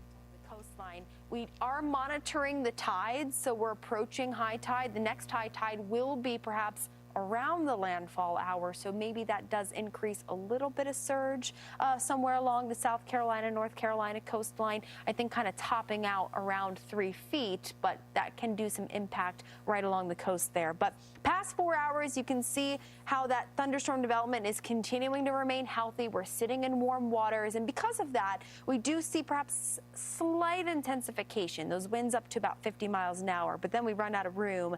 We bring landfall into the mix, and then we'll see that rapid weakening as we go throughout the day on Sunday. Here's a look at the Fox weather model. And you can see those showers working their way on shore, an additional 2 to 3 inches of rain to close out this holiday weekend. All right, let's shift gears now to Texas. With the devastating flash flooding that took place yesterday, at least 32 people are dead. Dozens are still missing. Now, of those 32, we're learning 14 are children. The Guadalupe River rose at an unfathomable pace yesterday, and that flooding continued into early this morning. Let's get out there on the ground. Fox Weather meteorologist Bain Ferroni has been live all day long. Bain, you're in Ingram, Texas now. What's the latest at the top of the hour here? Jane, it's been a really hard day for a lot of the community. 32 people have lost their lives. Dozens are still missing. People are scared. They're shaken up. Many neighbors that I've spoken to have never seen flooding like this before, and this river has flooded within the past 30 years drastically, but this is unlike anything. I had one neighbor describing it as almost like tornado damage is what it's looked like, and you can see that behind me. I mean, we have incredible amount of trees that are down, uprooted completely, and this is off the side of the river, and this is a scene that we have been looking at all day long in multiple parts throughout the county. Now, we are on this road as well, on the side of the road, and this is because just about 36 hours ago, where I'm standing right now was completely flooded. You can look across the street. There's a high school over there, and I mean, the fence is down. Water made its way all the way across the street.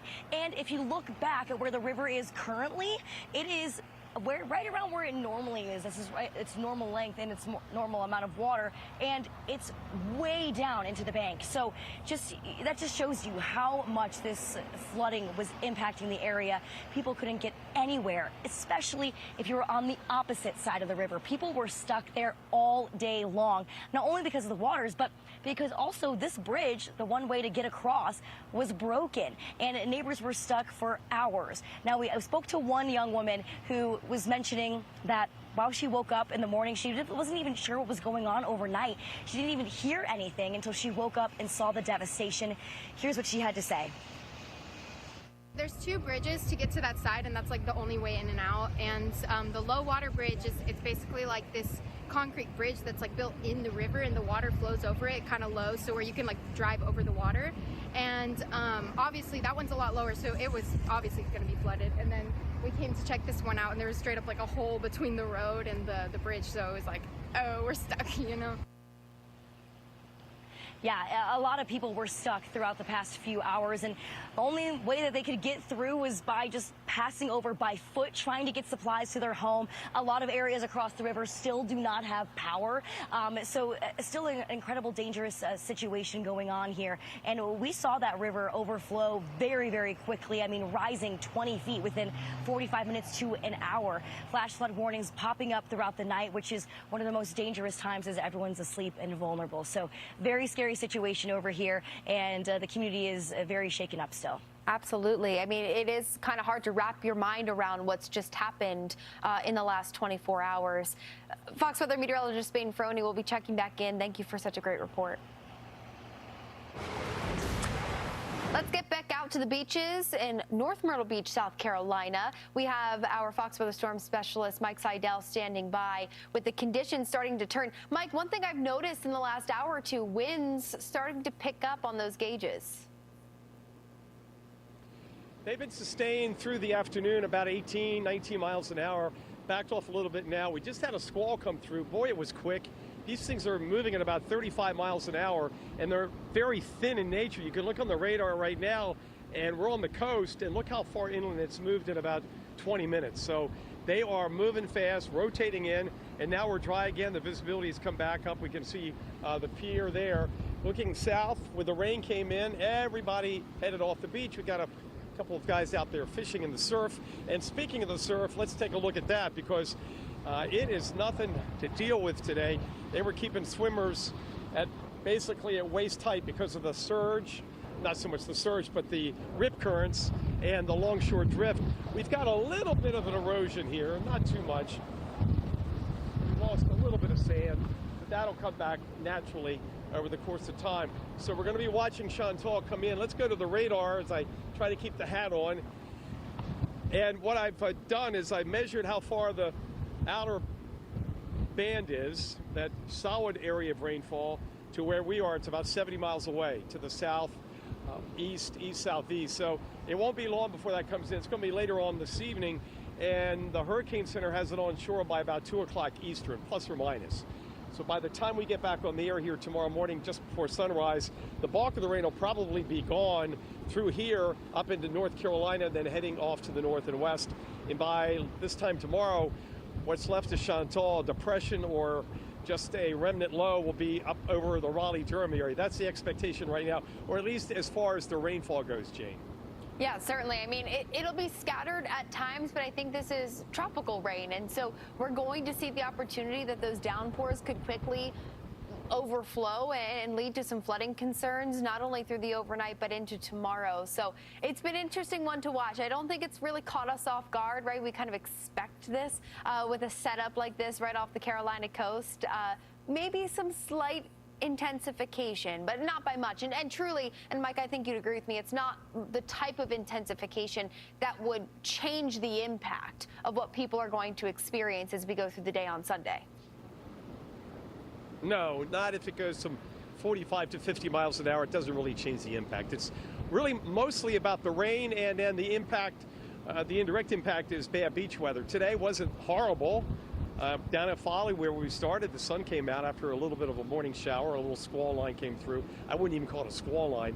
And today we got here, we had a shower, then the sun was out, in and out for the past several hours. Now we've had a shower, and it's clouded up now for good, or for the most part, but still some brightening in the overcast. And then we'll see how much rain we get out of the system later tonight into the early hours of Sunday morning. Some areas may pick up 3 or 4 inches of rain where we have the big blob, the center, come over, and that's why we have the flood watches out for several counties here in North Carolina and here in South Carolina, including Horry, the county we're in, Myrtle Beach, and also Georgetown, and then up north in North Carolina, Brunswick County, which includes Wilmington and Wrightsville Beach, with the tropical storm warning going as far north as Surf City, North Carolina. Well, you know, Tropical Storm Chantal coming in to put a damper on some of our 4th of July holiday plans, but it looks like some folks behind you are still trying to make the most of it. So Fox Weather Storm Specialist Mike Seidel will be checking in with you again soon there in North Myrtle Beach. Oh, not the hat. Oh, not the hat. He's got it. He's got it. We're good. I got it. There's Chantal taking it. All right, well, the Lone Star State cannot catch a break. We have more rain in the forecast. Flood watches are up through the night tonight. When we come back, we're going to check in on the latest on the ground there in Central Texas. Keep it here.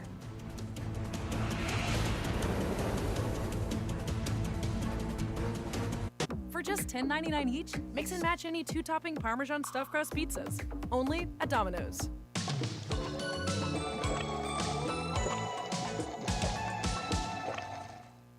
Beautiful, isn't it? It's exquisite. I could never. With Walmart's express delivery, you could, as fast as an hour. Who knew? Who knew? Interesting. The Walmart you thought you knew is now new. For over 70 years, utilities around the world have trusted Camstrip to deliver reliable meter solutions. Our growth in the United States since 2013 is a testament to the dedication and skill of our manufacturing team. By producing meters in Cumming, Georgia, we can offer shortened lead times and provide the scale and flexibility our customers need. Welcome to Camstrip, where innovation meets dedication and every meter is a testament to our team's skill and customers' trust.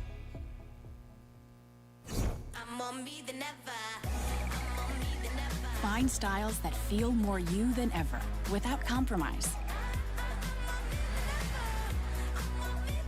Max what makes you, you. नेपा rudraksha real rudraksha इसमें है शिव का संकल्प और वेदों का ज्ञान ये सुरक्षा भी दे और दिशा भी Your transformation starts with Nepa rudraksha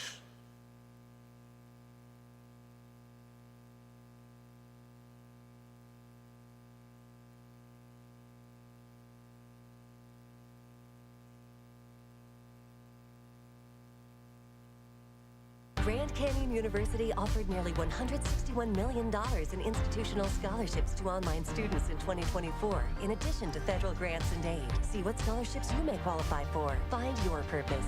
Visit gcu.edu/myoffer.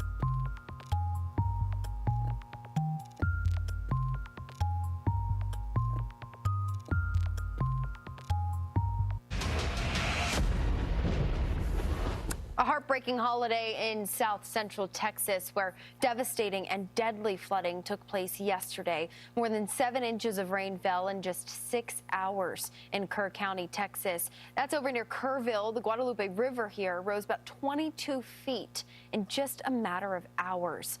Dozens of people are dead, 32 the count right now, including 14 children. We're going to continue to follow this. Take a listen. Trying to explain to a world that's watching this and asking questions, 26 to 30 foot rise in the water in a matter of an hour, 4 to 6 a.m. on a holiday. It is hard to wrap your head around what that looks like, what that feels like, the situation that you're put into. You take a look at some of the video coming out of Kerrville, Texas. Now, remember, this is after the waters had already started to recede, is what you're looking on the right side of your screen as those waters were up higher there on the left. Just the churn of the muddiness of that water, historic. 32 people have lost their lives, and the search and rescue does continue today. We've been following the story, of course, out of Camp Mystic, where we have dozens of girls who are still unaccounted for. So we're working to get that information to you, as I'm sure. I mean, we have hundreds of first responders on the ground right now with those search and rescue efforts, helping neighbors. It is the silver lining that you see out of disasters like this. So let's do a quick recap.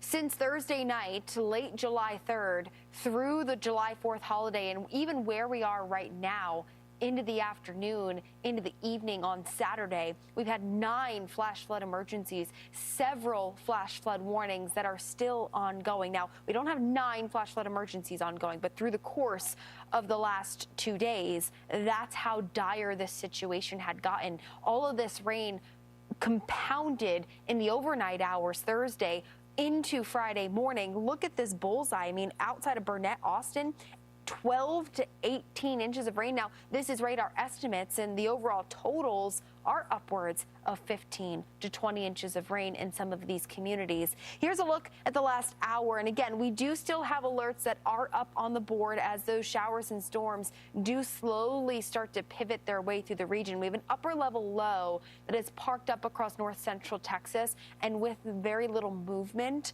it's daytime heat that really starts to kick in, and so that's going to spark the coverage of those showers and storms. It's sporadic. It can be hard to kind of pinpoint where you could get that really, freak storm that drops a lot of rain in a short period of time. Here's a look at some of our top totals in the last 48 hours. Streeter coming in over 20.25 inches of rain. San Angelo, more than a foot of rain in the last 48 hours. We have flood alerts that are up through the end of the day today. Now, that flood watch has been expanded to include a couple more counties here. And speaking of that, just a reminder, we do have several counties outside of Kerrville that have been impacted by this, where we have those current flash flood emergencies. So we're continuing to keep our eyes on just a giant area that has been under this threat. Tomorrow, flooding is still a possibility. As we go through tonight, we are expecting to see the coverage of showers and storms that we have right now start to wane once the sun sets. So it should be drier, quieter in the nighttime. But as we get into tomorrow, the exclusive Fox weather model picking up on this coverage of rain that's going to move back over the same impacted areas for the afternoon and evening. So we're going to continue to follow that closely. Make sure that you're ready to get to high ground and you're being extra vigilant at the end of this long holiday weekend. Well, Tropical Storm Chantal, it's moving onto the South Carolina coast. We're watching this in the next 12 hours or so. Right now, still sitting just offshore, but boy, is it churning up those waves. We've begun to see the impacts here. And as we get into tomorrow morning, definitely could be in the mix of it all. Thomas Bell from Horry County Emergency Management joins us now. Thomas, right at the Cedar County, you've got Myrtle Beach. We're a big popular destination here on the 4th of July weekend. What's it been like for your team preparing for this storm? Absolutely. Thank you so much for having me. Right off the bat, you are correct. Busy holiday weekend. So our big thing with this storm has just been all about the messaging, making sure that both residents and visitors are aware of just the different conditions that are likely going to occur over the next 24 hours here, as well as just some of the hazards associated with that.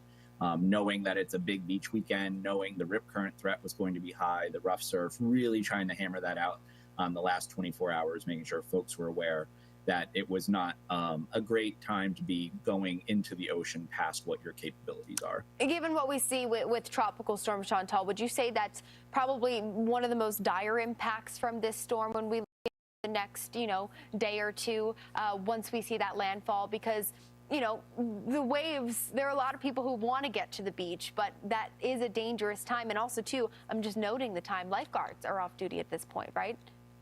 Yeah, so it's always, when we have these storm events, it's the, 12, 24 hours prior to the storm actually getting close to us. Because yesterday, if you were at the beach, we had a moderate risk of rip currents all across the Horry County coastline, but it was sunny skies. It was a beautiful day. This morning, we started seeing some of those outer rain bands. So I think folks were more aware of there is a storm a bit more imminent. So I'm sure the beaches were not nearly as crowded today as they were yesterday for the 4th. So it's really making sure folks understand that just because we're not seeing the rain and the wind yet, there are still risks associated with these tropical systems. And that's why we really got the messaging out starting yesterday about it. Obviously, now we're kind of shifting gears as it gets a little bit closer to the South Carolina coast. Where is that rain going to fall, that flash flood threat? A little bit of storm surge, nothing super significant in terms of what we've seen here in the Horry County area, but knowing there are visitors in town, telling them, hey, if you're in a low-lying immediate coastal area, be a bit mindful of where you leave your vehicle tonight during the high tide cycle and certainly tomorrow as well. Absolutely. This is the first tropical storm of the season, the first impact to the United States, and it's right off your coast, right off the county there. So what's your messaging, especially, too, as we continue into this hurricane season? We still have a long ways to go for the residents in Horry County, but anybody who could be coming to visit throughout these summer months and throughout the hurricane season, even into fall. Yeah, we tell folks throughout the entirety of the year, well before the start of hurricane season, is you need to have a plan, you need to be prepared. Obviously, Tropical Storm Chantal is not going to be what was considered probably the big storm for anyone this season. But it does act as a dress rehearsal. It does get folks to kind of wake up and understand, hey, okay, hurricane season is here. We'll see some minor impacts likely from this storm, sporadic throughout the county. But we want folks to stay ready. Maybe they felt a little unease going into this storm. Maybe they felt a little unprepared. So hopefully that gives them the initiative to go and get the rest of the way prepared for the rest of the season. Like I said, this is a storm that we've seen this before. We get an early season tropical storm, and then usually peak hurricane season, something a little more powerful comes our way. So this just kind of acts as a little bit of a wake-up call, hopefully for all folks, both here in Horry County, South Carolina, and everywhere on the coast that can be impacted by these storms. Certainly, certainly. So getting the word out there. Thomas Bell, thank you for the time on this busy weekend. I'm sure you guys got a big team to handle as you prepare for the impact. So appreciate you coming on to Fox Weather. We wish you guys the best. Happy 4th from the Horry County Emergency Management Team. Thank you. Thank you so much. Let's check in on what's going on in the Eastern Pacific. It's off to a really fast start to the season. We've 2 areas to watch. Invest 96E, which perhaps has the greatest opportunity to take in our next name off the list, and then an area to watch back behind it. It doesn't have a ton of thunderstorm development along with it, but models are indicating that we'll probably see that start to blossom as we get towards the later half of this week upcoming. So here's the latest. Invest 96E, 30-mile-per-hour winds, still very disorganized. We don't have that clear center of circulation. Here's a look at the enhanced satellite in the last few hours. Certainly some broad circulation out there, but nothing that's really kind of confined or congealed around that center. Warm waters, that's certainly going to help with that thunderstorm growth, and we are expecting for this system to remain in that pocket of warmth, at least for the time being. We do still have some cooler waters out ahead of it that have cooled down from storms past, and also too we have that shelf, that drop off, the farther north off to the west we get, that is going to eventually start to erode away the storm. Take a look at this. So Invest 96E, we call it an invest because we're quite simply investigating this system, and we get to run special weather models. And so this is an idea of the spaghetti model, those ensembles that are going to track the center of the storm. You've got some models that are going to want to take it down to the south, but the overall consensus is truly due off to the west. And so we will see the system stay offshore. There's that spin picking up in intensity. I think probably about early this week we'll see something come together, tropical depression, perhaps a tropical storm. The next on the list would be Gil. Look how many we've already checked off here. Alvin, Barbara, Cosme, Delilah, and then, of course, Eric and Flossie, which were our major hurricanes of the season. But we'll continue to follow, and we are certainly ahead of schedule here. So back in the Atlantic, South Carolina bracing for Tropical Storm Chantal. The tropical threat inching closer and closer to landfall. We'll be checking in with our Fox Weather storm specialist, Mike Seidel, for the latest conditions on the ground when Fox Weather comes right back.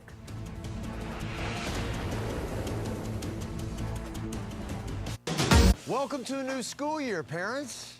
The list has a back? Good thing you can order it all in one tap, Dave. And don't forget about the stuff not on the list. Walmart's got it all. Who knew? I knew. For over 70 years, utilities around the world have trusted Camstrip to deliver reliable meter solutions. Our growth in the United States since 2013 is a testament to the dedication and skill of our manufacturing team. By producing meters in Cumming, Georgia, we can offer shortened lead times and provide the scale and flexibility our customers need. Welcome to Camstrip, where innovation meets dedication and every meter is a testament to our team's skill and customers' trust. For a future we must build together. Register now at historyexplorer.com. Find styles that feel more you than ever, without compromise. Max what makes you, you. नेपा rudraksha real rudraksha इसमें है शिव का संकल्प और वेदों का ज्ञान ये सुरक्षा भी दे और दिशा भी Your transformation starts with Nepa rudraksha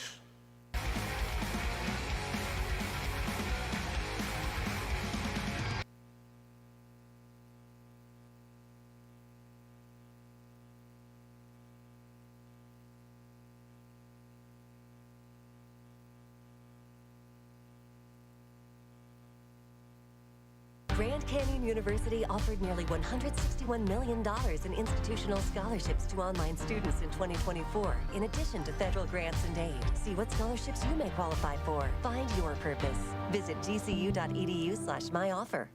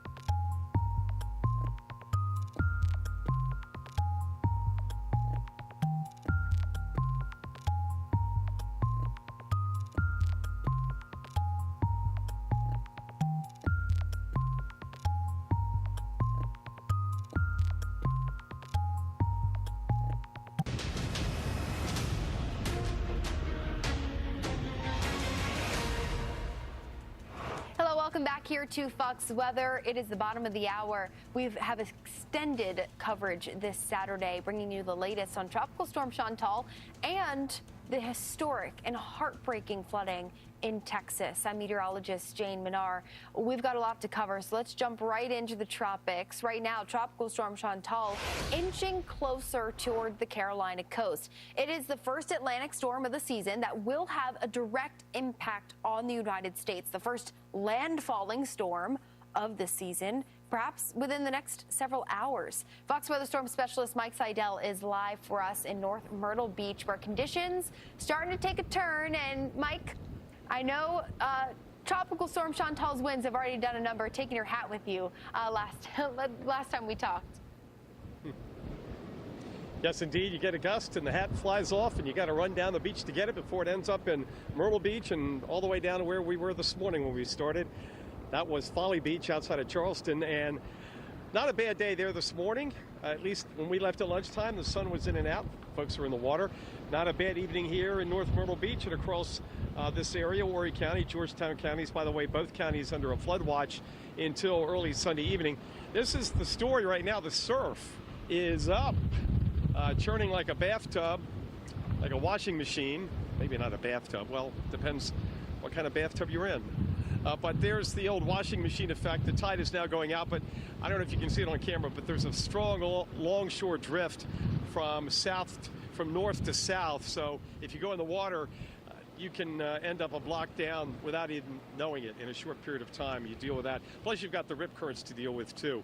Chantal expected to make landfall later on tonight, overnight, near here, maybe a little south of here, and then areas north of here. From this area north will have the brunt of the wind and the heavy rainfall chain. And some areas could get as much as 3 to 4 inches of rain. And then by midday tomorrow, they drop it down. Lunchtime, they drop it down to a depression and then a remnant low. So it's in and out. The main impact by far will be the rainfall with this particular tropical storm. It will be certainly the possibility that we could see some brief flash flooding in these areas and, maybe some stronger wind gusts. I don't think it's the type of wind gusts that, would knock out too much power. I think for the most part, it's just a holiday weekend. Maybe you're out and about in the backyard. Jane, my call has dropped, so I cannot hear you anymore. Oh, I apologize, but cell phone service is not perfect. That's what you get. All right, Mike, no worries. We're going to check in with you there on the beaches in Myrtle Beach. Thank you. Let's get you up to date. So we do have tropical storm watches and warnings. Like I was saying, we are going to see some winds pick up today, but it's just a matter of making sure that everything is kind of tucked away in the backyard. This isn't anything that's going to bring widespread power outages, maybe a couple sporadic power outages, not out of the question, but you just don't want the umbrella in the backyard flying around into your neighbors or anything like that.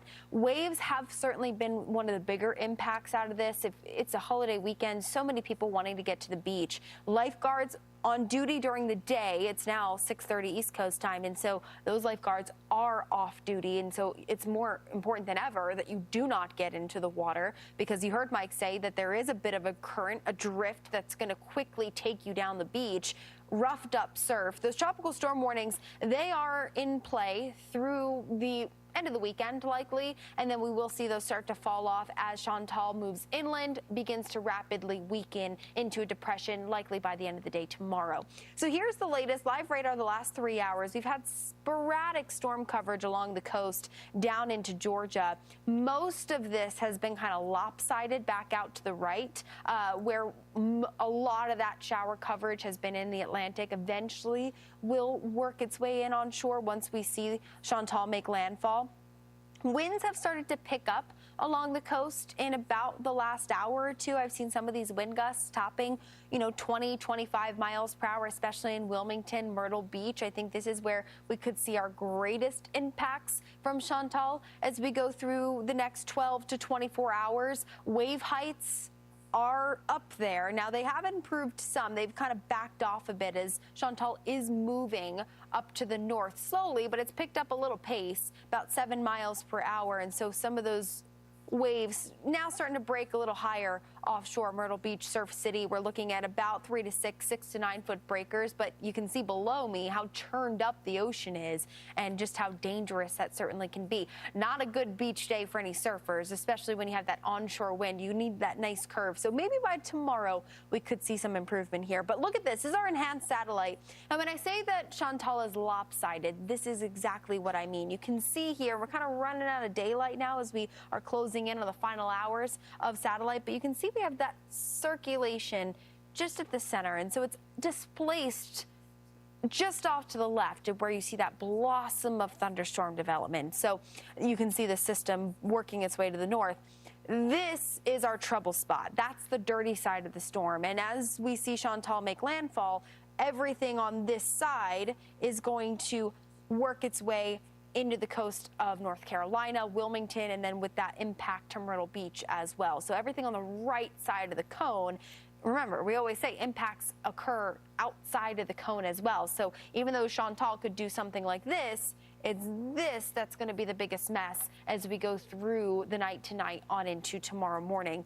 But look how quickly Chantal is expected to weaken. By tomorrow afternoon, likely a tropical depression, and then probably off the map by the time we make it to Monday. Scattered coverage. We do see this start to pick up, though, in intensity as we go into the overnight tonight. Those wind gusts pick up. We could see those tropical downpours that quickly lead to 2-3 inches. Now, here's the timeline. So 7 o'clock in the morning, Chantal is on shore, likely, the exclusive Fox weather model. The consensus is that we're going to see this make landfall sometime overnight tonight, leading towards the sunrise hour tomorrow. And then as we get into the afternoon, we're still going to see these bands work their way up. But look at Myrtle Beach to Charleston, maybe a couple pop-up showers, but a lot of the coverage of this starts to work closer to that 95 corridor up towards Raleigh, Greensboro. That is where we could certainly see the heavier rain as we get into the afternoon, and then into Monday morning, things certainly improving there, not only in South Carolina, but a little daytime heat kicks in, and we are going to see that system perhaps lead to a couple more downpours.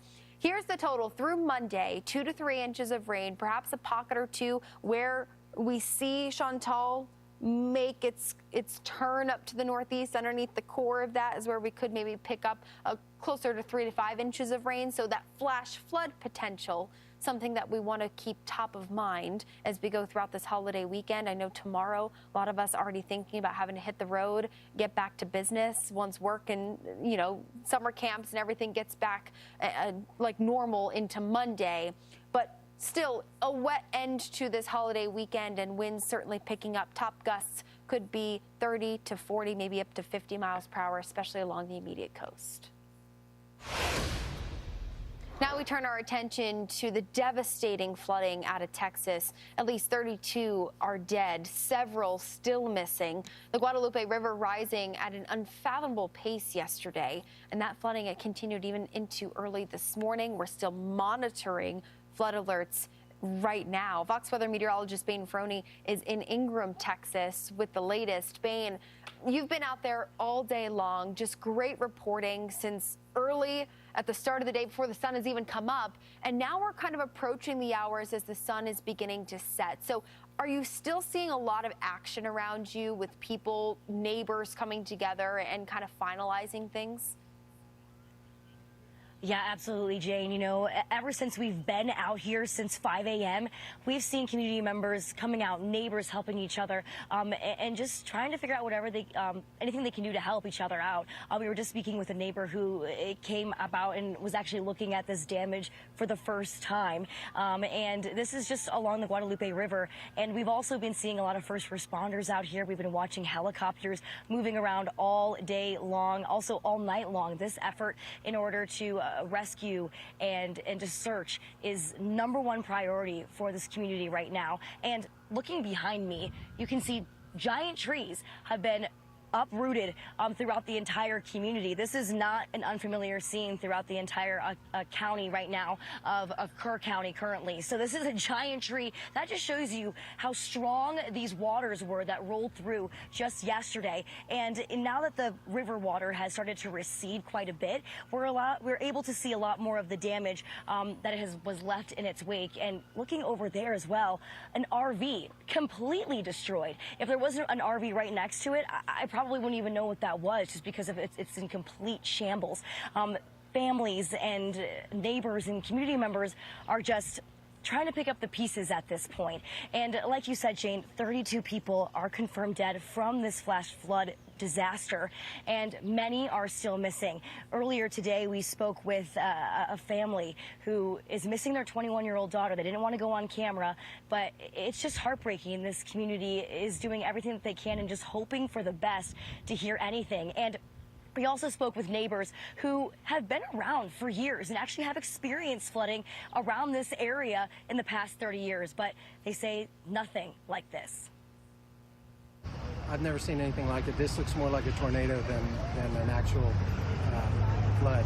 I mean, we've never seen the trees snapped in two, bark stripped off. I mean, it's just the devastation here it's unlike anything I've ever seen. You know, that's a common theme that a lot of neighbors and a lot of community members have been telling us. This looks like tornado damage.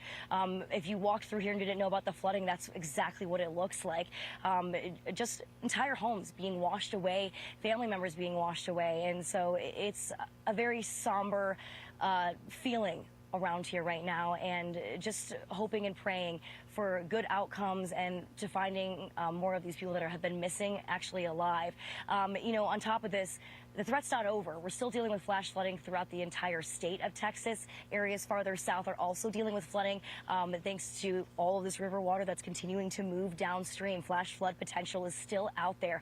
So it's incredibly important to just keep your wits about you. You don't want to let your guard down in this situation, and taking these warnings incredibly seriously, and of course abiding by those evacuation warnings. We're going to continue to monitor this situation. A lot is still to come, a lot of devastation and damage and recovery efforts that are working in the coming days.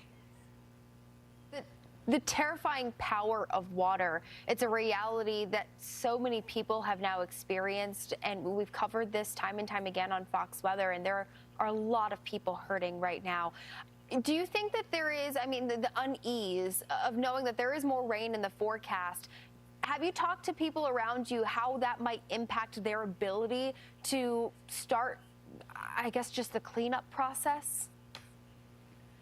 Yeah, you know, we've spoken to a lot of neighbors here who, even earlier today, it was raining very lightly, and you could tell the energy was a little bit, I just wish it would stop raining. And, you know, finally we're getting a little bit of that clearing, but still the potential to see a little bit more. I think a lot of people are, you know, a little bit nervous about what's to come, especially those whose homes are partly destroyed and seeing even more of that damage. So the cleanup effort is underway, and everyone's just trying to stay hopeful and are praying for the best outcome. Absolutely. It's a long road ahead of them, and we're going to be there every step of the way. Great reporting there, Bane, on the ground. We'll be checking back in.